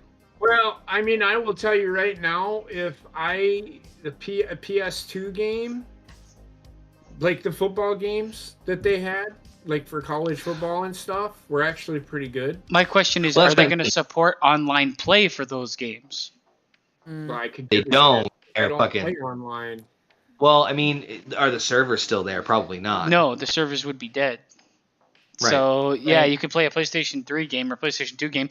That was, okay, so PS3 was when they started to gear some games towards online play. And some of those games, why the fuck would you play if you don't have the online option, right? I mean, right now, Essential is pretty much what PlayStation Plus is currently. Yeah. Which is funny. I just realized I paid for... Go ahead. Sorry. Go ahead. You were talking first. I was gonna say the only thing I just realized was I paid for PlayStation Now for the full year in advance. so I don't know if I'm they'll have something. They won't fuck people. I don't think. We have both PlayStation Plus and PlayStation Now. We better be fucking grandfathered in until the end of what we paid for. Otherwise, I will not be getting it, and I will not be playing games with you folks anymore. Oh, dick move. It's a bigger dick move for them to not do. We'll save up for an Xbox. But like I said, if you actually think about what you pay for PS Plus and you think about what you pay for PS Now, if you combine those, it sounds like the top tier for this new Spartacus or whatever the fuck it's called is going to be roughly right around the same price of what we're paying for both of them now. So maybe they'll just grandfather it over. They might say if you have PlayStation Plus and PS Now, we're just going to transform you into premium until your end date because the cost isn't that different. But we'll see what happens. I mean, Mommy wants to keep it on. But in the end, I mean, this is a tiered approach, which everything has gone to really. I'm not blown away. I'm slightly disappointed by what they're offering, to be honest, because the biggest disappointment is give us some fucking new games. I'm like the free monthly games, or at least give us a choice. Give us like 15 games and choose the 2 you want for the free monthly games. Don't give me these. Just force me to take fucking dirt and shit like that I don't want. Right. Exactly. Well, I mean, the games that are being released on PlayStation Plus right now have been shit. Yep. And it's been that way for about 6 months. Yeah. When I first got PS Plus, the games that they were releasing on it were pretty fucking good games. But within the past 6 months, they have just been absolute horseshit. Well, I don't play all the games you guys do, so I'm happy with the newer games. Well, I mean, they're basically charging you $9.99 a month mainly for the free games they're giving you, not the online play. So, like, they better not be fucking ass. Yeah, I am curious though. I might upgrade just to see what the library is, at least for a year, and then I'm kind of play it out and see how it goes. You said it launches this week. They're supposed to make the announcement tomorrow. I don't think it's launching. It's the reveal of what they're going to do, and they probably won't actually set this in motion until like I'm assuming multiple months or the end of the year. Oh, they'll probably do it right before Christmas. Yeah. Yeah. But I am either way. Despite like we all kind of agree, it's not the great move by PlayStation as like the details behind it. I'm still, now that I think about it, I am curious about the library, and hopefully they learn from Game Pass as far as what works and what doesn't. Because right now, I think Game Pass has the best. Absolutely. Yeah, obviously that's me, like, not trying to say like Xbox is better, but as far as comparing like the library and stuff and what you get, I mean it's clearly night and day. You know what I mean? So hopefully they'll learn their lesson, and we'll see how it goes from there. But I'm going to say this right now. I highly doubt they will, but we'll see. Well, and for me, this is like this. You look at the systems, and for me, the PS5 is much better than the new Xbox, but. Then you take everything else into consideration, and you look at Game Pass and what PlayStation is proposing now, and it's kind of like, well, it's the horse piece. Like, do you want the better system or do you want the better game access? So that's actually the reason why I did not go for a PS5 versus the Xbox. And all joking aside, the reason I picked the Xbox wasn't just because it was the cheaper value, but I had a huge library that I forgot about Xbox game that I still had saved. I could download them all, and it was great to be able to have that. And this was even before like you take a game out. I still had that library that I could download all the old games from. So it's like, all right, this is great. I literally could go back at any point in time and download at least 60 games. So I mean, that's pretty awesome. Yeah. But sure. Yeah, I think actually the more sustainable model moving forward, in all honesty, I see a brighter future for Xbox than I do for PlayStation, because with the dying out of like console-specific gaming and more people wanting more access. Well, the thing is, PC can eat my dick, man. I fucking will never say PC gaming for the win. There's a lot of people that love PC gaming, but sorry, Rayshawn, there's too many fucking problems with PC gaming. I don't want to download a game and play it. Unless the game is specifically built for PC gaming, it does not function properly. I want to download a game and play it. I don't want to have to be like, oh, why isn't this working? Why did my $5,000 computer not able to play this game on Ultra? Oh, it's because you have this and this and that. Suck my dick, man. Take that out of my hands. Did you, talking in the basement, Heather, did you guys have problems with Game Pass on PC? I only had problems with Halo because everything was turning into fucking weird black circles and squares and geometry. Not doing anything. The Game Pass on the computer for myself. You need to just go lay the fuck down. Happy? Go. Shoo. Mommy voice. I'll go lay She's being down. a fucking asshole right now. It's driving me fucking nuts. Nice. I'm about to throw her across the room. I mean, let's So not do that. Game Pass on PC, you said it was The running. only issues I have with it is it's way too fucking slow. Yeah. I mean, by the time you guys were in the game, like Well, that. I think that might be like the computer that you have, right? Like, but that's the problem with computer gaming. PC gaming, it's like you need to have a fucking. Would you rather buy computer basement? Would you? Yeah, it doesn't really matter though, because some games have the requirements of like fucking a $3,000. Would you rather buy a $700 console or a $3,000 PC? Well, here's the thing. I was about to say was if they can perfect that, oh, they'll be the best. I mean, they're already the best now, but they will be leaps and bounds above anything else the other two could do. If Game Pass was able to perfect the PC process of cross streaming that way, the problem is forget it. a PC is doing other things outside of just gaming.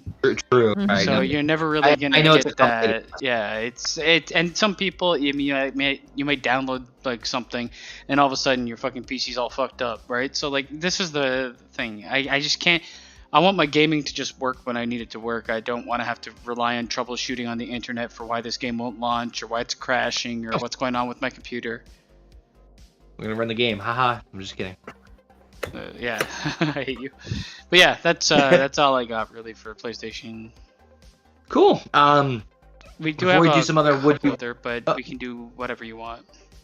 Yeah, no, let's fire away. If you got some other stuff. There's only a couple more. Did you guys know that they found plastic particles in human bloodstreams for the first time now? Wouldn't be surprised. You've seen what human beings. Was it Kim Kardashian's blood? No, they had.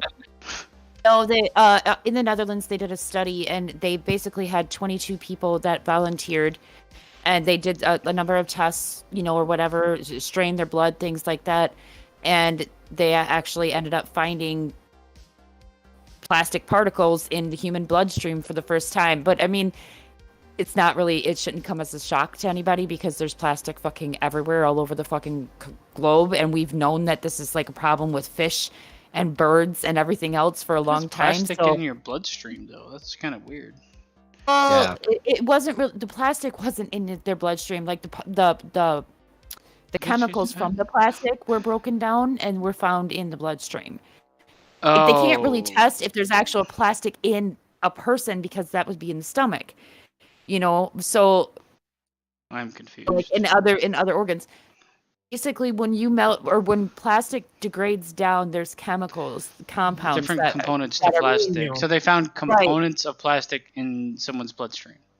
I'm gonna go ahead and give you an injection of plastic bag. You know what plastic is made of, right? The chemicals? No, I don't know the actual chemicals that are in plastic. It's oil. So it's all oil though. The crude oil. That's what plastic is made out of. Styrofoam is made out of crude oil. But it's more than just oil. That's the thing. But if you take that into consideration, sorry. I was gonna say if you take that into consideration, though, I could believe that then. Well, okay, so here it says we now know that they make their way, like the particles make their way into the human body and then obviously come out in human tissue, stool samples, things like that. The research team behind the new study sought to build on this by investigating the potential presence of plastics in the human blood. To do so, the scientists came up with a novel method involving the use of mass spectrometry to inspect human blood for tiny plastic particles. So it was plastic particles. It says this technique was applied to samples from 22 healthy donors, with the scientists on the lookout for 5 different polymers that are considered the building blocks of plastic. 3/4 of the subjects were found to have plastic particles in the blood, serving as the first evidence that the material can end up in the human bloodstream. The average concentration was 1.6 micrograms per milliliter, around a teaspoon of plastic to every 1,000 liters of water. So are you reading the whole article, Dina? It's No. carbon, hydrogen, oxygen, nitrogen, chlorine, and sulfur. Well, those are pretty common chemicals. Yeah, that's what I mean. So I don't know what there's. I guess it's never been seen before. But do I have to read all of that again? Because I literally just explained it. Please don't. Boom, science. Yeah. But regardless of which, my whole point with this article, if everybody wants to stop being a jackass, is no, I'm kidding. My whole point to it, does it really surprise anybody that they're finding plastic in humans now? Because we've known for years that this is happening to fish and birds and everything else. Plastic in fish? Oh yeah, there's plastic in fish. Do not fucking get me started. I will make you watch a documentary. I swear to God. You're gonna make me watch like all those fucking documentaries where the turtles get stuck in the fucking plastic. I am. But that's not. That's different. No. But if you think about it, we're eating plastic. I'm eating plastic every day. I don't know about you. Like we're okay. Take a crab for instance. Okay, you eat a crab. A crab has ingested plastic, so when you eat the crab, you are ingesting part of the plastic that was Does it stay in the crab forever? No, not every crab is going to ingest plastic. Oh no, shit! I'm just gonna skip the crab part and just eat plastic. Plastic. I hate you all. Cut out the middleman. Give me all your plastic bags and let me devour them. Oh God! But it's weird that it shows up in the bloodstream because that's kind of strange. Well, the thing is, like, plastic is made up of so many different chemicals that if one of those chemicals is found also in the human bloodstream, it depends on the chemical. If you're telling me that like an entire plastic bag is, I can't fuck it. It says polyethylene Polyethylene terephthalate. It's I don't know what I just said. And then polymers of stearine were the most. Yeah, I can buy that. It's abnormalities in the blood that they're finding, which is interesting. But we'll see what I mean. I don't know what it really does in the end. But anyway, I'm no scientist. And that's basically all. Like, if you stop overthinking everything, it just means that we're ingesting plastic. Who cares? No, I mean, not everything you ingest ends up in your bloodstream. There's plastic particles all over in the air. You understand this, right? Yes. I just don't know what you want from me. Okay, you know what? Fuck it. Just forget it. It's reverse Notebook. No, I just don't like. I mean, I don't know what to say. What do you want me to say? Tell me what you want me to fuck. No, I mean, I believe I at the end of the day, I can definitely see that being a thing. That there's that in our bloodstream. I'm not surprised anymore. The way that everything is going on in the world lately, I'm not surprised by it, at least. But if you smoke, if you vape, you ingest nickel and lead. That's nickel and lead in your bloodstream. Actually, even in the commercials, it said you could be, which means it's a faulty vape. Ingest. What if you ingest? I mean, I can believe that we ingest some sort of plastic. What do we ingest nickel back? Look at this photograph. Instant headshot. Just as long as I don't suffocate. But no. On the subject of environment, Gina, did you turn off your power for 1 hour for Earth Day? No. I did. Who does this? I didn't either. Does anybody do this? I remember this years ago. I mean, Earth Day is still a day every day. It's still fucking cold here, so I'm not going to turn off the power. That means that I turn off my heat. I have a sick child. I'm not turning off my heat. Think about the Earth, goddammit. No, but I remember this being a big thing in like grade school. Like, the Earth is already fucked to begin with. That was my whole point with the particles thing. The Earth is literally fucked. Like, the ice shelf just fucking collapsed. The eastern ice shelf in Antarctica just fucking collapsed. Like, completely collapsed. That's fucked. Okay. Particles in the fucking human body. All of this shit put together. Like, everything's fucked. So who the fuck cares? Turn off your lights for an hour, man. Stop the Earth from dying. What is that gonna do? This is why I brought this up, because I'm like, what does it actually do? Oh, the world turns its lights off for an hour. Cool. Here's the thing. Everybody wants to turn their lights off for an hour. Awesome. But are they gonna stop fucking throwing plastic bags on the fucking street and just letting them fucking fly away? No. Are they gonna stop fucking dumping hazardous chemicals into rivers? No. If anything, for that hour the light is off, it's actually those things are encouraged. I'm gonna turn off the lights and eat plastic for an hour. Oh, but here's the thing. The ironic part about this: you turn all your lights off for an hour. What do you need? Candles. You need candles or a flashlight. Most people these days are gonna go to a flashlight. What runs a flashlight? Candles. Fucking batteries, which are bad for the environment. So what the fuck? So anything is bad for if you take a shit, it's bad for the fucking environment. True. But it's also good for the environment. It's bad and good. Yeah. And actually, most everybody has a smartphone these days, so they'll go for their smartphone and use the flashlight on their smartphone. That's bad for the environment. I don't know. I'm just ashamed of you guys for not turning off your lights for a fucking whole hour today, to be honest. Your smartphone has to be completely I did it. So you're still using electricity to charge your phone in order to use the flashlight. It's stupid. I just don't understand. We live in a fickle world. It's the stupidest fucking thing I ever heard of. Turn your lights off for an hour. Why don't you tell these businesses that remain open 24 hours even though they're closed with the lights blasting through the windows?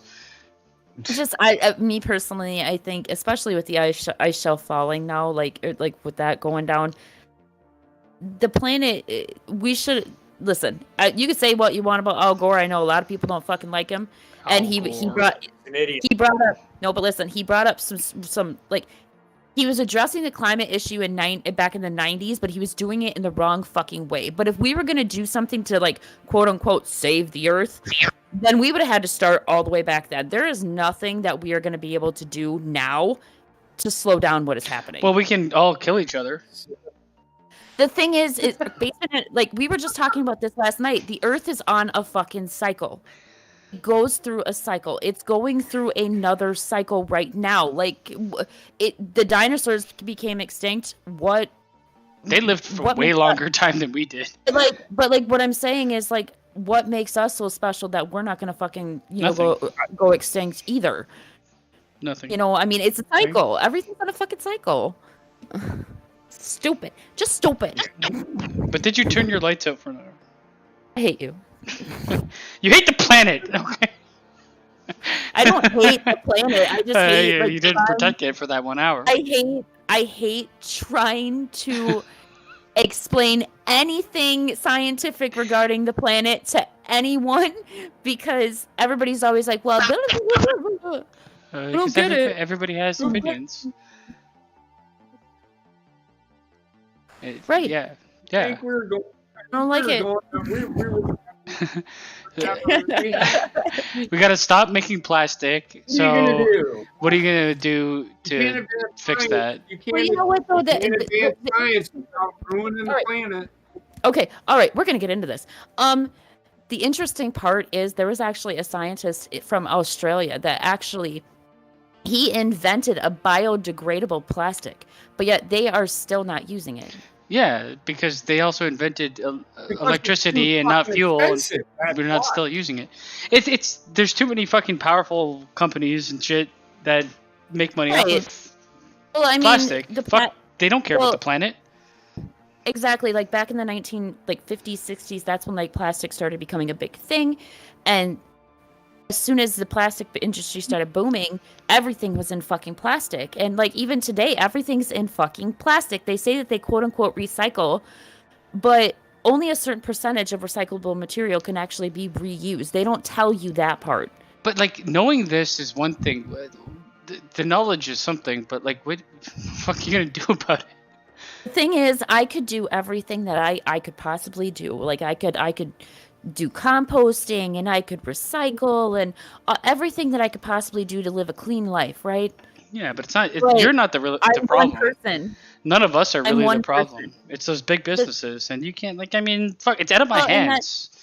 That's kind of my point. But like, you can have 10 people doing everything right, but for every 10 people that are doing everything right, there are 1,000 people that are too busy in their regular lives to be able to actually do what it takes in order what they think it needs to be done in order to save the environment. I think most people recycle and shit. It's just like, I don't know. Like the thing is, the problem doesn't lie on my shoulders because I can't fix the problem. I can do my part, but I mean, I don't know where else to go with that conversation because it's like I have to change. I gotta grow long hair and turn into Greta Thunberg. But you know what though? Like the average person's carbon imprint on like the Earth is astronomical. That's just like the average person that's like actually trying to reduce their carbon footprint. Now you take a person that is like super fucking busy and just doesn't fucking care about it or doesn't have time to care about it, and then you multiply that by what, 3 billion people or however fucking many are on this earth. I mean, forget about the person. Think about the actual like company that operates on the electrical grid and just is wasteful with pretty much everything. So like, I mean, I don't know. Like, like we could talk about it, but I don't know where else we're gonna go with it. No. I don't want to go anywhere else with it. I just brought it up. Like.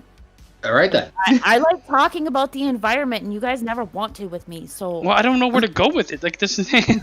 I realize the environment's fucked. There's okay. Nothing we're gonna be able to fix. There's nothing. There's nothing we're gonna be able to fix with this show because we are so small. Well, it's not even just that. There's nothing. Everybody turn off their power right now for an hour. But not only that, JP, but there's nothing that we are going to be able to say to change people's minds. But even if we could, there's nothing that anybody's going to be able to do to stop what is happening right now. It's too late. Because guess what? Most of it is not even just over here. I don't think most of the pollution is happening over in China. Yup. Because you know what? All of the battery, like the car batteries and shit like that we get rid of. You think that they recycle them? No, 90% of those end up in Japan and China, and they end up in small little villages that pollute their water, kill their children. It's a worldwide problem, and you're never going to get every single person in the world to do something. No, unless we kill each other. No, I mean, this is not sounding horrible. My plan is pretty good, man. Everybody just fights to the death with one other person. You eliminate the population. You eliminate the population by 50% immediately. I mean, there's nothing I can personally do to change. See, that's a good way I do things. See, I'm not going to change anything.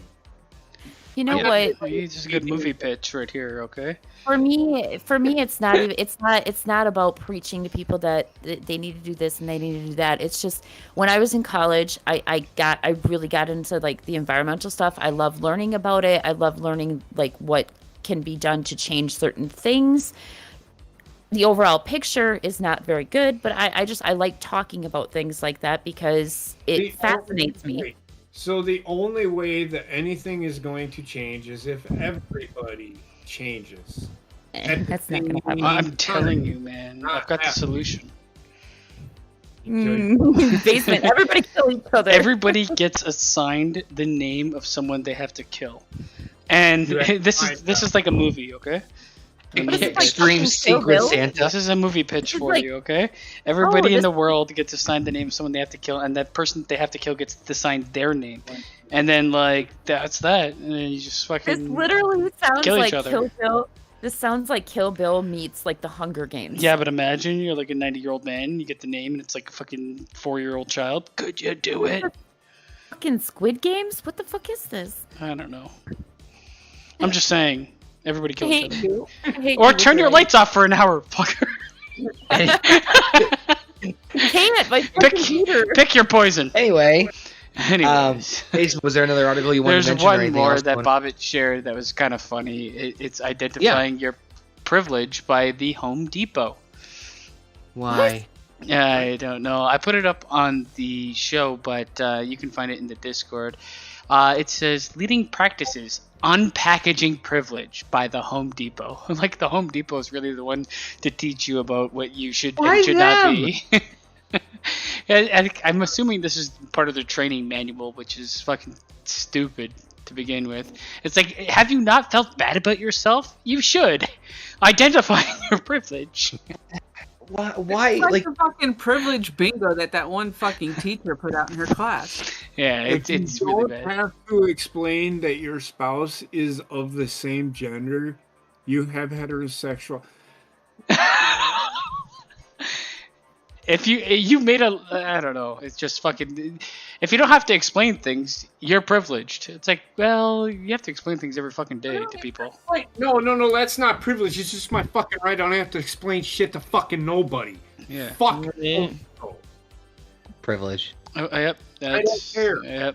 Yep. Privilege. And I'm privileged. I'm privileged because I don't fucking care what people think. If you don't have to worry about how to get into a store, you have able-bodied privilege.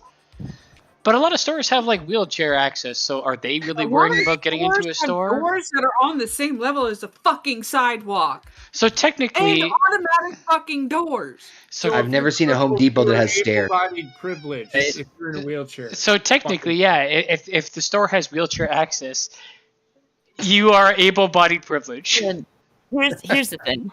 I can see what they were trying to do with this. Like, I can't. We were trying to do something good, but in doing something good, they came out sounding fucking retarded because most people that are handicapped and things like that, they just want to be treated like a normal fucking person.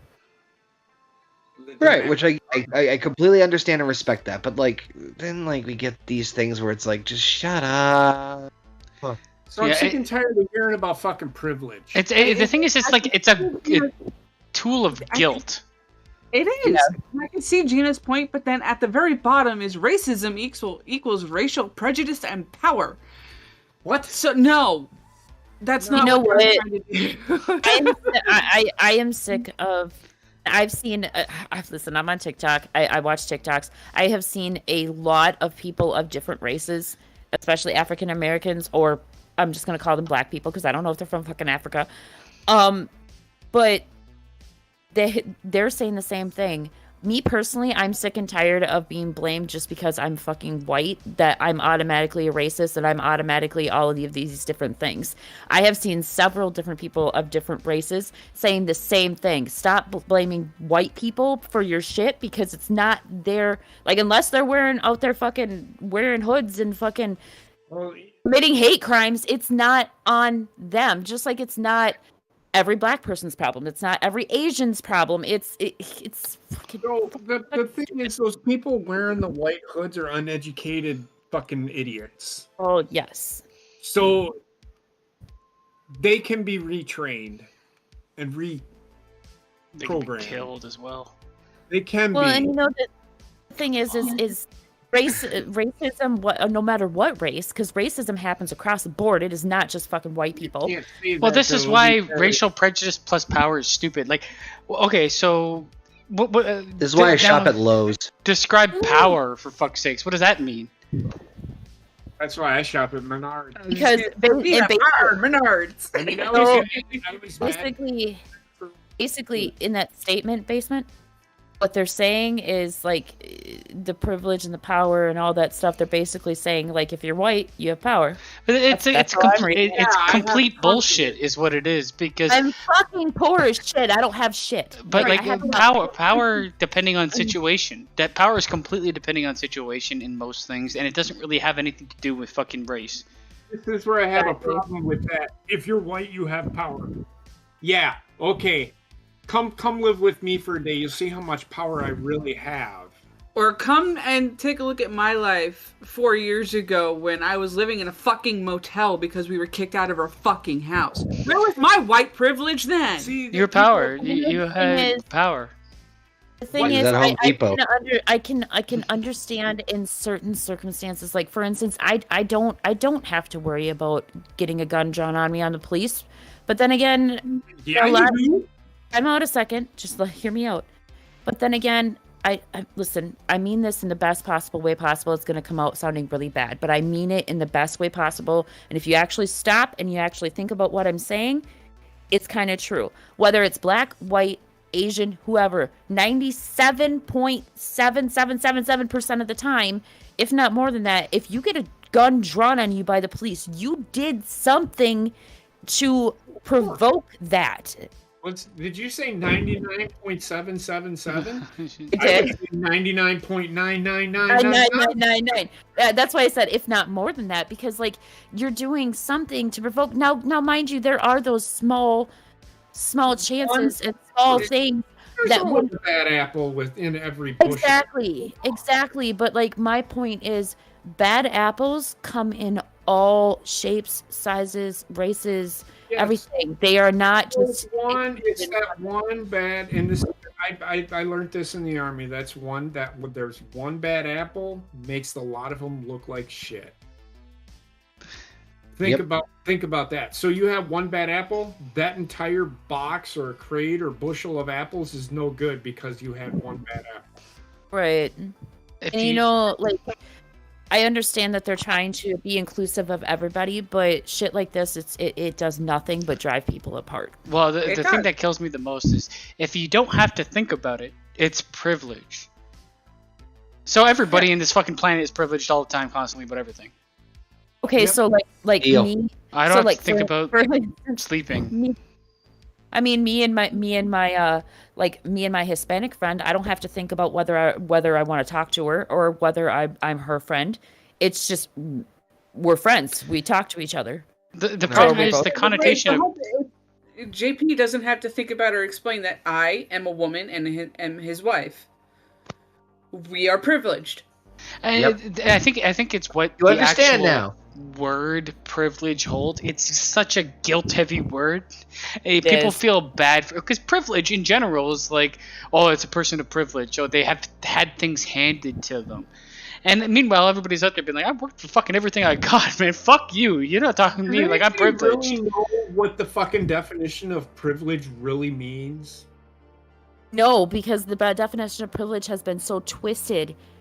Now it's actually been changed. Yeah, it's been so twisted and so changed, and in order to accommodate today's lifestyle. This is what privilege is in my eyes. If Wendy behaves, she has the privilege of being able to play a video game. It's not a right. It's a privilege. It's a privilege. Right. But when you say it that like privilege is usually used by like an authoritarian discussion, right? I've given you privilege to do this. It's the weight the word holds, not necessarily what the word means, I guess. Because I mean, in the end, the actual thing is a special right, advantage, or immunity granted or available only to a particular person or group. But that's not that. No, that's their definition because that's what they want the definition. Well, that's I guess Webster's definition or whatever. And as I said, I don't know. They physically fucking changed it to fit their narrative. Yeah, privilege always used to like. It had a bad it has a fucking weight of you've been the silver spoon basically is what I take from it always. Same. Yep. And basically. The thing is they're so they're trying so hard to push an agenda. Like it's not just media now, it's fucking businesses, obviously. This conversation. But all the higher ups, I'm gonna say, are trying so hard to push an agenda and drive a wedge between people. But if you look at people on a regular daily basis, no matter what race they are, most people view people as people. They like, I don't look at my black friend and say, this is my black friend. This is my friend. They're human. I'm human. You're human. Okay, so okay. Where I work, we had this discussion, me and I've had this discussion. He's black. We sat down. He said, when I come to work, I don't introduce you as the black guy that I work with. I introduce you as Sergeant Rouse. He is the human resource guy that you go to see when you were in process. It's and we had what I'm saying is we had this discussion. He's like, oh, you need he doesn't, when somebody comes, I have a problem with my family, I have a family issue. Oh, you need to go see the white guy down at the bottom of the stairs on your right. Yeah. See what I mean? How stupid does that sound? So I've never, and everybody sits here, well, you're white, so you're privileged. How am I don't understand how people can say that. We had this discussion. He goes, I don't understand why people say that shit. It makes no fucking sense. It's a blanket statement for something that doesn't make any sense to me.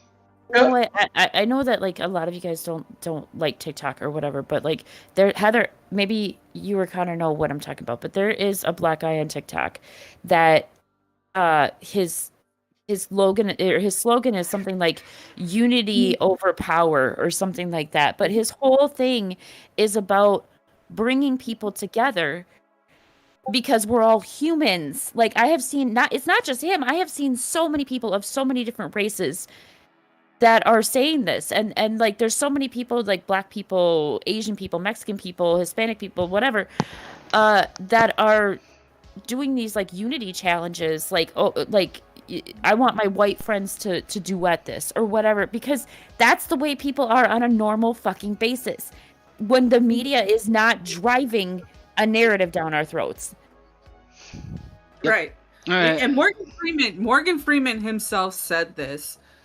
If you want to get rid of racism, stop talking about it. Thank you. Yes. Don't call me a black man. I won't call you a white man. We are both men. Exactly. Yeah. And I mean, to be honest with you, that's where the world was going until it became a talking point fucking 5 years ago or whatever.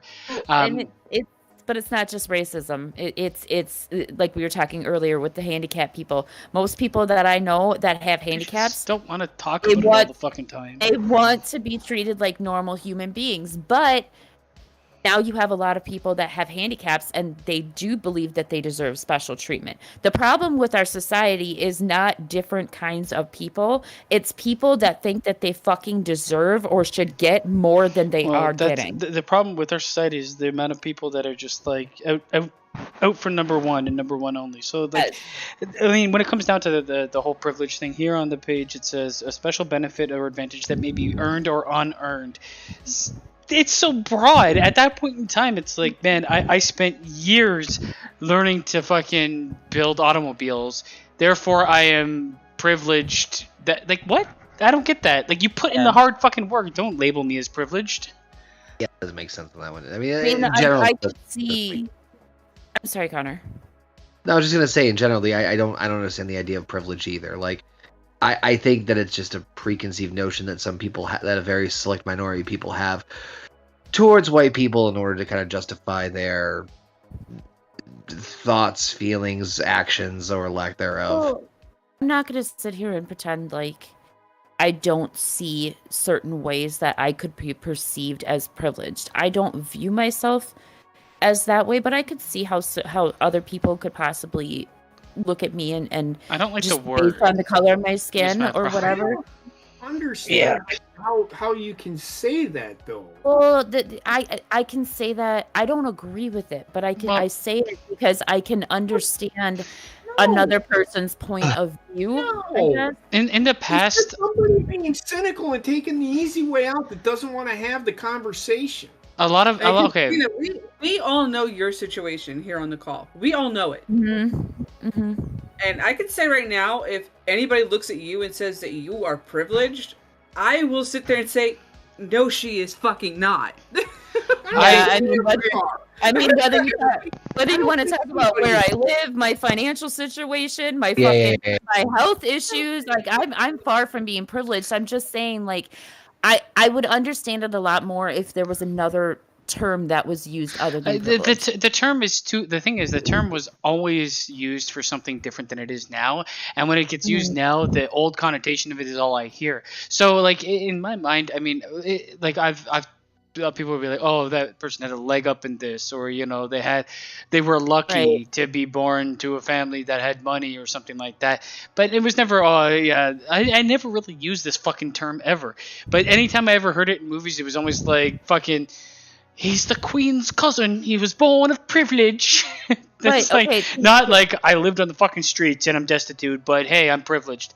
Because you can't be both. It doesn't make sense. Think about it. You're right. Think about it this way. When you were a kid and you had that one friend that their family had money, so this kid had all the toys, all the clothes, all the whatever, brand new car, whatever they wanted, right? I wouldn't look at that friend and be like, oh my God, you're so privileged. I'd be like, bitch, you're so fucking lucky. But they're probably losing out somewhere else. Like, I mean, that's just the way it is. That's why I hate the idea of like privilege is all guilt and no like medium ground ownership. Yeah, exactly. There's no like, sure, you might have had your parents might have had tons of money, but they had no time for you. You know what I mean? Like there's always like a medium ground where privilege is just like the fucking finger of guilt being pointed at you. I'm sorry, Connor. No, I was just gonna say, I always like to say, like, listen, we all have problems going on. It's just a matter of how long the list is. Yeah. Exactly. And I am so sick and tired of media and all of the other like big up whatever people that are in fucking charge pretty much. I'm so sick of them driving this narrative that we all like, just because we're white, we're racist, or just because we're white, we're fucking privileged or whatever. I'm so sick and tired of it. Like, stop the fucking divide. Like, just stop it. If you don't have anxiety when you enter the washroom, you have cisgender privilege. Yes, exactly. Which makes no sense because you can have anxiety fucking no matter who you are going to a public washroom. I have anxiety going to a store by my fucking self.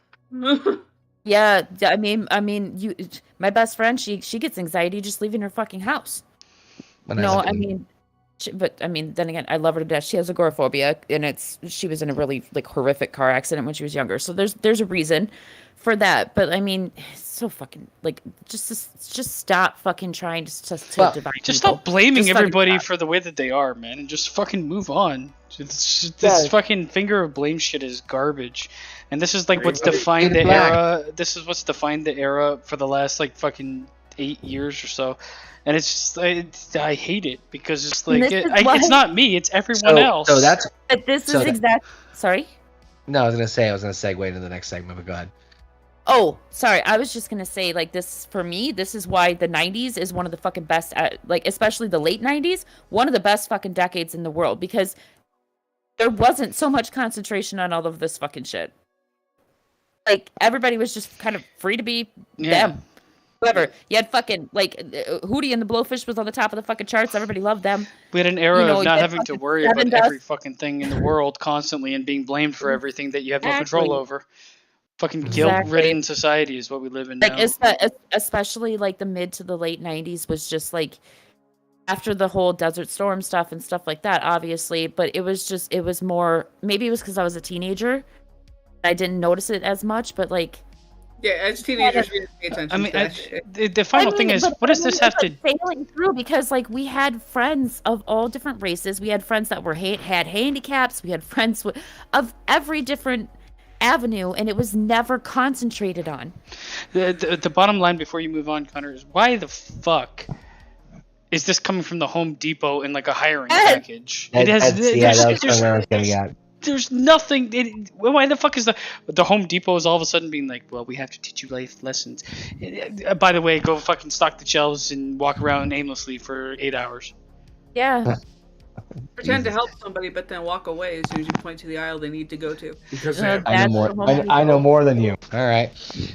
It's such like a fucking Like, I saw this shit, I'd tear it up. Like, fuck. Why in the fuck is the Home Depot telling me this? It's one thing to have the talk we just had, or to I'm about to work at the Home Depot. How privileged do you think I fucking am? Right. That is a fantastic point.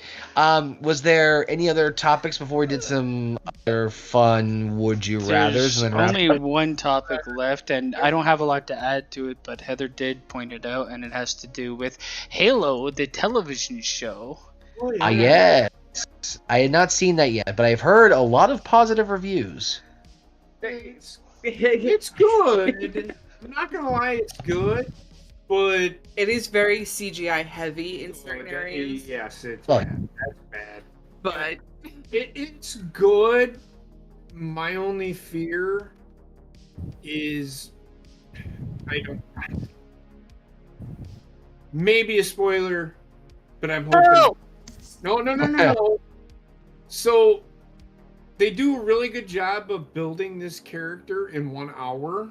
In my eyes, I have this fear that this whole season is going to be nothing of building this character. Like, I don't need it. It's already built. They built him up so rapidly that now what are they going to do with him for the rest of the season? Yeah. So no, what I'm saying is now they can move on to him being Master Chief. We already know what he is. His character is, I mean, yeah, you can do some character building, but that shouldn't be the focus. He should not be the only character they build. Is what he's trying to get right. to. But what we saw with the first episode, because we did watch it, I thoroughly actually enjoyed it. I didn't hate it. I didn't hate it. Too CGI heavy for me. I was always going to be, though, considering the subject matter. Like, Go ahead, Heather. With the character, do you think that maybe they're doing like taking like a Game of Thrones approach where they build one character per episode for the first like so many episodes of the first season? Not entirely, because with this episode there was another character that they kind of divided the focus on after the heavy shit happened with the episode. Okay. So I don't think they're going to go that route with it. I just hope they don't do minimal with this other character and do more heavy with Master Chief. I don't think they can rely too heavily on Master Chief. He's not super deep in terms of character. I mean, really. I only bring that up because I know, like with Game of Thrones, while they did concentrate on like a small group of characters per episode or whatever, they moved there around was always a lot, they moved around a lot, but there was always that one that every episode they developed that one. Yeah, they had like a central storyline and then some tertiary storylines going on. Right, but then you know, throughout time, eventually all of the characters got the same build up, which hopefully will happen in Halo. But I mean, I have no expectations of this show. I played some of the games, but the games never seemed to really like. The storyline wasn't why I played them. Let's just say that. I'm going to tell you right now, the actual writers and producers of the show said that this is basically they just took the framework of the show to get the understanding of how Master Chief is supposed to move, how he's supposed to behave. It's an original storyline. And then sat there and said, all right, fuck it, we're doing our own story. And they needed to be honest. The biggest thing that is connected to the game with the TV show is the Covenant and the Spartans. That's it. Yeah, I mean they needed to do their own storyline because the games don't have enough storyline for they don't have enough to build a TV show around, or at least used for the TV show. They can build around it. It's a structure. I don't know if she's in it. Cortana is in it as well, but I'm not sure how heavy her role is going to be yet. All right. Well, I mean, I'm gonna check it out because it looks very well made, at least.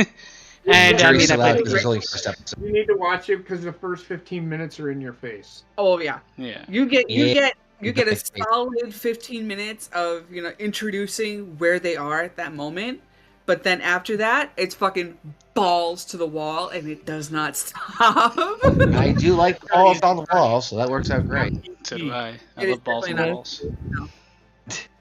Goodness. All right. No, that's pretty much it. Oh, hold on. Yep. I'm just gonna name off just a couple of the ones that we had. We don't have to talk about them thoroughly. Just so everybody knows. One, Broncos Stadium caught on fire this week. It's Synergy, I think, and it's not Mile High Stadium anymore. I can't. It's a remember Raptors the game, right? Well, this No, was the most recent one. The most recent one was Raptors game. Sorry. The Denver Broncos Stadium caught on fire. Some of the suites and the top 3 levels of seats underneath them are non-functioning and need to be repaired before anybody can go anywhere. Did they say how it happened? No, there is no. It's funny because one of the videos I saw of it, it was actually a fan on tour through the stadium, and he actually had to stop the tour guide and say, "There's a fire." Wow. Wow. So needless to say, they're in a little bit of trouble. Right. So we had the Broncos Stadium start on fire, and then tonight the Raptors Stadium started on fire. Really? Yep. It was right before a game, and they had to postpone the game. The game did eventually start because apparently they got the fire out. I don't know the extent of the damage, but that is the second fucking stadium this week to start on fire. Jeez. I don't know what caused the Raptors one either. It hasn't come out yet. I have one, and this one, Gino like this one since you like science so fucking much. Science, bitch. Let me find it. Dear, Here it let's is. up. Fridge-sized asteroid hit Earth 2 hours after first spotted. Oh, and this yeah. just happened. Well, I thought that happened last week. I mean, a lot of asteroids hit Earth, to be honest. Whenever. 2 meters long, and it blasted into the South China Sea, I think. Yeah, I mean, honestly, the size of a fridge, that's not big enough to do much damage. Well, 2 especially meters is 6 feet wide. But I mean, I guess that's why it wasn't. That's why it wasn't detected either, because of its size. It's relatively pretty small for a meteor or whatever. But yeah, I heard about that one too. But the other one I wanted to mention too was the drummer from Foo Fighters died in Colombia. And the latest update on him was they still don't have a cause of death. They still don't have a cause of death. However, they did find more than 5 different drugs in his system. He overdosed. Oh, yeah. When the ambulance got called to the hotel, all they know is that all they knew at the time was that there was a person having chest pains. So our guess is probably an overdose that led to a heart attack. Yeah. There's no official cause yet, so it's kind of unfortunately splitting hairs at this point. Just till the coroner gets the official declaration. But those were I just wanted to throw those 3 rapid fire in there, and that's it. Cool. Yeah, I don't have anything either. That's all I had. I mean, there's might have been something, but there was a few other ones in there, but I don't think it's really no big. Ready for some would you rathers? Do it. Federico, I bet he died from the COVID-19 vaccine. That was the 6th drug he did. That's probably why he overdosed on the drugs, because he found out he had. Well, anyway, it's really sad because he was sober. So the fact that they found 5 different drugs in his system means obviously he went off the wagon. So it's kind of sad. But anywho, would you rather? Would you rather fart really loud or poop your pants silently? I hear so many fart. Do I just one time? No. Listen, fuck that. Like, everybody's gonna hear my fart. Everybody's gonna fucking hear my fart. Why am I pooping my pants? I don't understand this question. Well, I'm just reading them. Yeah, he's just. So it's every time I fart or every time I poo my pants? Because I never poo my pants. Me neither. I'd rather fart really loud, and if it's in a public place, I'd claim that shit. I have pooped my pants, but that was because I had food poisoning. I would rather fart. But no one heard a word. Listen, I have been behind my mother when she has the walking farts in Walmart. Okay, so Walking farts. What the fuck I is was that? yeah. Have you ever had? While you fart. I don't. That's Every that's a time you term. take- I thought it was just fart. farting. Do you have the sitting farts? The lying down farts? Why is this one They highlighted? call it. You definitely get some Well, takedown. the walking farts are every time you take a step, you fart. So Yes, it's so you basically sound like this. Slower than a sprinting fart. What if you Well, I slow don't down know your if walk? That's Listen, all I'm saying is that I would I want to claim see the someone loud speed walking with the walking I'll- farts.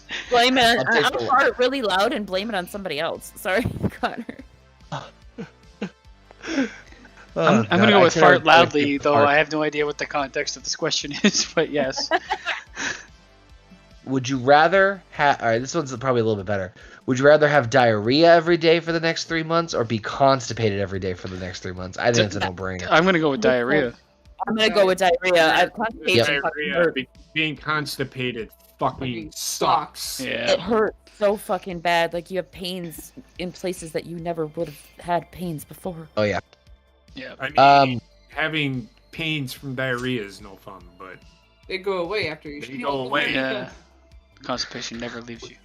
no. Would you rather use eye drops made of vinegar or toilet paper made from sandpaper?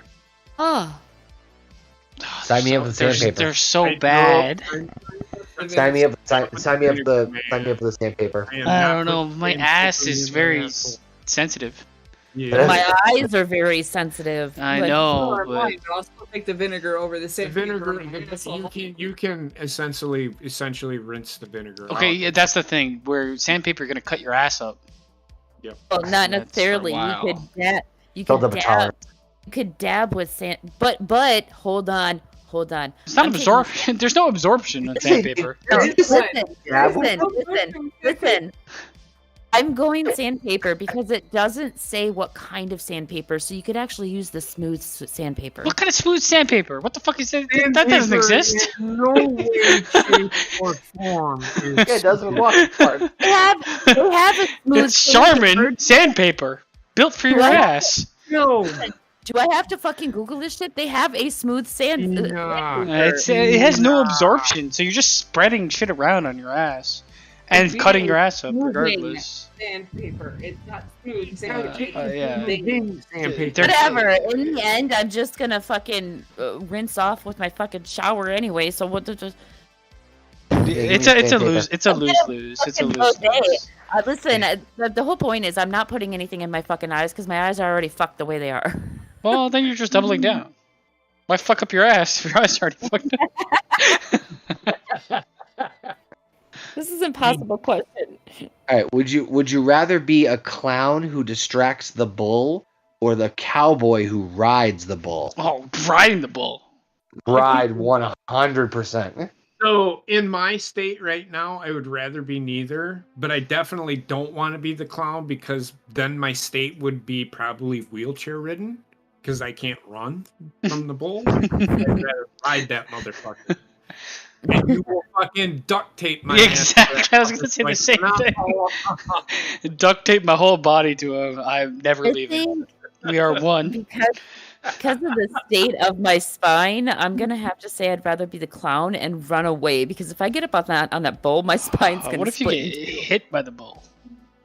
It's a Well, lose that's lose. the whole This is a lose lose. That's the whole point of the fucking clown. The clown Okay, what if you chase like them lie? down Okay, and fucking runs away. Stomping on you though. what The if? reason that the clown is there is Distract the bull from distract the bulls. rider. That motherfucker, and bulls can run really fast. What if just so you know. we like? What if you got on the back of the bull, Gina, and you lied down on the bull, and we just taped you to the bull, like you don't duct tape understand around the bull, so you're like one don't entity.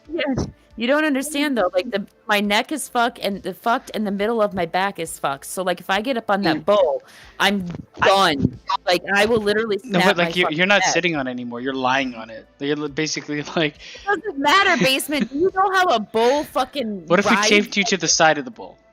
I hate you so much. No. I'm just gonna tell you now. You can use a pass, Gina, because I don't think you can run from the bull either. Yeah. Gina's fucked regardless. She's. What did Heather say? I'm gonna be riding that bull. Yeah. Listen, if I had a choice and my back was not in it, I would totally ride the bull. But grab her by the horns and take her to town. I mean, it's not to say you can't get fucking thrown off the bull and even worse shit happens to you. Yeah, it's true. Hello. Duct tape. Has anybody seen the movie 8 Seconds? Like, hello. 8 seconds. One of the. Was it a homemade video by me? If you have never seen that movie, a good movie. Listen, I'm telling you, I have watched actual bull riding events and seen the clown not be able to distract the bull, and the rider gets speared. Exactly. Well, I mean, that's exactly what happened in 8 Seconds. It's not. It's a movie, but it's based on a true story. It's based on what's his name, Lane. I can't remember his last name right now, but he was the world champion bull rider. Lane Rider was his name. My ex-wife, her cousin was his best friend. Seriously though, oh my god, that's awesome. But Not seriously though, Not Basement, really. if you have never seen the movie 8 Seconds, I made we the have movie to 8 watch seconds, like I said. oh, I'm serious. We have to watch it because it is a It's a really good movie. It's a good movie. It's really fucking good. Should have only lasted 8 seconds. I know. Is it like an hour and a half? Because that's false advertising. It is. It's like 2-hour movie. It's Oh, God. You understand the It's actually concept pretty of 8 seconds, right? It's a great Let's story. say 8 It's seconds is all he could actually- stay on the bull or something. I don't know. That's double my time. Oh my god, listen. Okay, Basement, 8 seconds is it in rodeo, that is how long you have to fucking stay on the bull in order to be considered for the championship. I hate Fun it. out, man. In order to score, you have to stay on the bull for 8 seconds. Oh, we're still talking And about all bull those riding. women laughed at me. We're still talking about bull riding. Never mind. Okay, anyway, we're watching that movie at some point in time. I'm Oh, telling you. All right, man. I get you. I'll It's get you two actually a pretty good movie, basically. It's fucking it's one of my favorite movies. It's very, very good. The Anyway. only reason she likes it is because Luke Perry's in it. That's it. But, well, I mean, I love Luke Perry, but it's just a really good Luke fucking Perry. story. Sad face Yeah. Luke Perry. It's just a really, really good story, and the fact that it's based on like it's based on It is a life. true story. It is a true story. it's based on a true story. It's a great It is fucking a true story. Yes. It's not I love based. It's an actual true story. Well, yeah, but I the got two movie more. is I got based on two a more true left. story. And, oh, whatever. It's based. Go ahead. Yeah, good. Would you rather have to go to the bathroom in a giant litter box in your house or anywhere you want, but Ugh. only outside? You've asked this before. No, there was a I- litter box one before, but a giant litter box? That's not bad. Listen, I'm going litter box because I live where it's fucking cold, like 8 months out of Yeah. the year. Look, I don't care. I I mean, you were about to use sandpaper on your fucking asshole, so what's a bit cold? I don't like cold. I shit outside before in the cold, so I don't want to shit outside. Actually, you know what? Here's the thing. I grew up on my grandpa's farm, and my grandpa did not have a running toilet. We had to use the outhouse, so pretty much same thing. Hit balls. it is pretty much a cat box. I would shit in Alright the cat box. Yeah, same. Cleaning No, it would I'll be poop disgusting. outside. I'll poop outside. I don't care. Wild man. I was in the army. We had to poop in the fucking. We have a perfectly working toilet. No, I gotta go outside. I made a pact with the devil. Not when we're staying out in the field. Gina, Heather, what were your choices? Cat box. Cat box. I'll Cool. teach her how to shit outside. Papa I squat. mean, you can get good smell. Kidding. Here's the All right. thing, though, like when I was a kid, I did shit outside because, like I said, we were on my grandpa's farm, and Just somebody was in the somebody was in the fucking outhouse, so I had no choice but to shit outside. I'm worried about the mess it would make on my ankles. Well, I mean, you gotta Don't find. fucking- You gotta find a tree that is down, and you can sit on that, kind of, so that you just don't. pop a fucking squat. Like Jesus, you would never survive as a girl. God. I would never survive as a human being. All right. Last one. Last would you rather? Okay. Would you rather have 500 tarantulas crawling in your house Yes. Ugh. or 1,000 crickets jumping around your room? Give me the spiders. Fucking crickets are annoying as fuck. I'll take the crickets. Tarantulas, man, they can't hurt me. Yeah, they can't. Tarantulas can very much hurt you. They can. But not like. I would only pick the crickets because you can isolate them in one room. Let me become the king of the spiders. So hold on. So it depends on what kind of tarantula it is. There is only one tarantula in the world, I do believe, that can hurt humans. Not that and one. that is in South America. So, Other than not that, that other tarantulas don't have strong enough fangs to penetrate your skin. Right, but like just the creepy crawly of them like crawling over you. Like if they have to crawl over you, I could create like a barricade. Here's the thing. I'm gonna choose the crickets for this reason alone. Yes, they are in my room, but that does not necessarily mean I have to sleep in my room. I have a sectional couch. I can sleep on that. Right, that's my point. That's what I'm saying. Well, if I know there's 100 spiders, I can collect 100 spiders and get rid of them. Crickets in your room, you're gonna hear them all over the house. I would rather hear them than have fucking tarantulas crawling on me. It's easier to catch a tarantula than a cricket. I don't give a fuck. I hate spiders. I don't like spiders. I want to be Spider-Man. But crickets are all in one room as opposed to the entire house. Well, yeah, they tarantulas start are like in all one over room. the house. Who knows where they're going to end up? The tarantulas are all over the house. So like with the crickets, if they're only in one room, then you can isolate them I would there. just leave the house. And they will get out. Cricket? Not if you put a towel on the bottom of the door. Leave the house and call an exterminator. Right? No, neither option is bad. Well, they're both bad, but there you go. No, either option is not an option because they're dead. Spider-Man. I'll take the crickets just because I think they're isolated. Because being isolated in one room. Yeah, but would you be can still hear them, and that gets fucking annoying. Yeah, but I can just turn my TV up higher or sleep with my headphones on. Just turn, I don't know, fucking music them out like the FBI. Well, anyway, I think that wraps it up for this week's edition of No Bucks Given, unless there's anything else you guys want to add in. I have nothing. I have nothing. Heather, do you have anything? Nope. Yeah, I've got nothing. I will not be here next week, so you all have fun. It'll mainly be a wrestling. It will mainly be a wrestling show since we're on the cusp of WrestleMania. Unless we'll have some other news topics too, but we'll probably do like a little bit of WrestleMania predictions of some of the major matches. By the time you do WrestleMania predictions, WrestleMania will have already happened. Oh, the first night of WrestleMania. Yeah. So we'll probably do a quick review of what we liked about WrestleMania and a quick preview of what we might anticipate for WrestleMania night 2. Other than that, though, we'll stick to some of the news topics as long as there's news to fucking talk about that's worth talking about. Yeah, we're not going to talk about fucking Ukraine every week. And I can't do it. Yes. But we'll also be back Monday for the Marvel Roundtables. We do Captain America: The Winter Soldier. Plus, this Wednesday we continue Universe Mode with the wonderful, colorful Horny Goat Wrestling. That's going to be a lot of fun. And like we said, come back here next weekend on No Bucks Given. We do a very wrestling-heavy one as we discuss and predict WrestleMania's nights 1 and 2. I want to thank Basement, Heather, JP, and Gina for joining us here for another fantastic edition of No Bucks Given. Make sure you check us out on YouTube, youtube.com/hornygoat. Your favorite podcasting platform on the Horny Goat Podcasting Network, wherever you guys listen to your favorite podcast. Thanks to all you awesome, cool cats in the chat. And we'll see you guys next time right here on No Bucks Given. Peace out, y'all. We Carol Baskin now. Have a good night, all you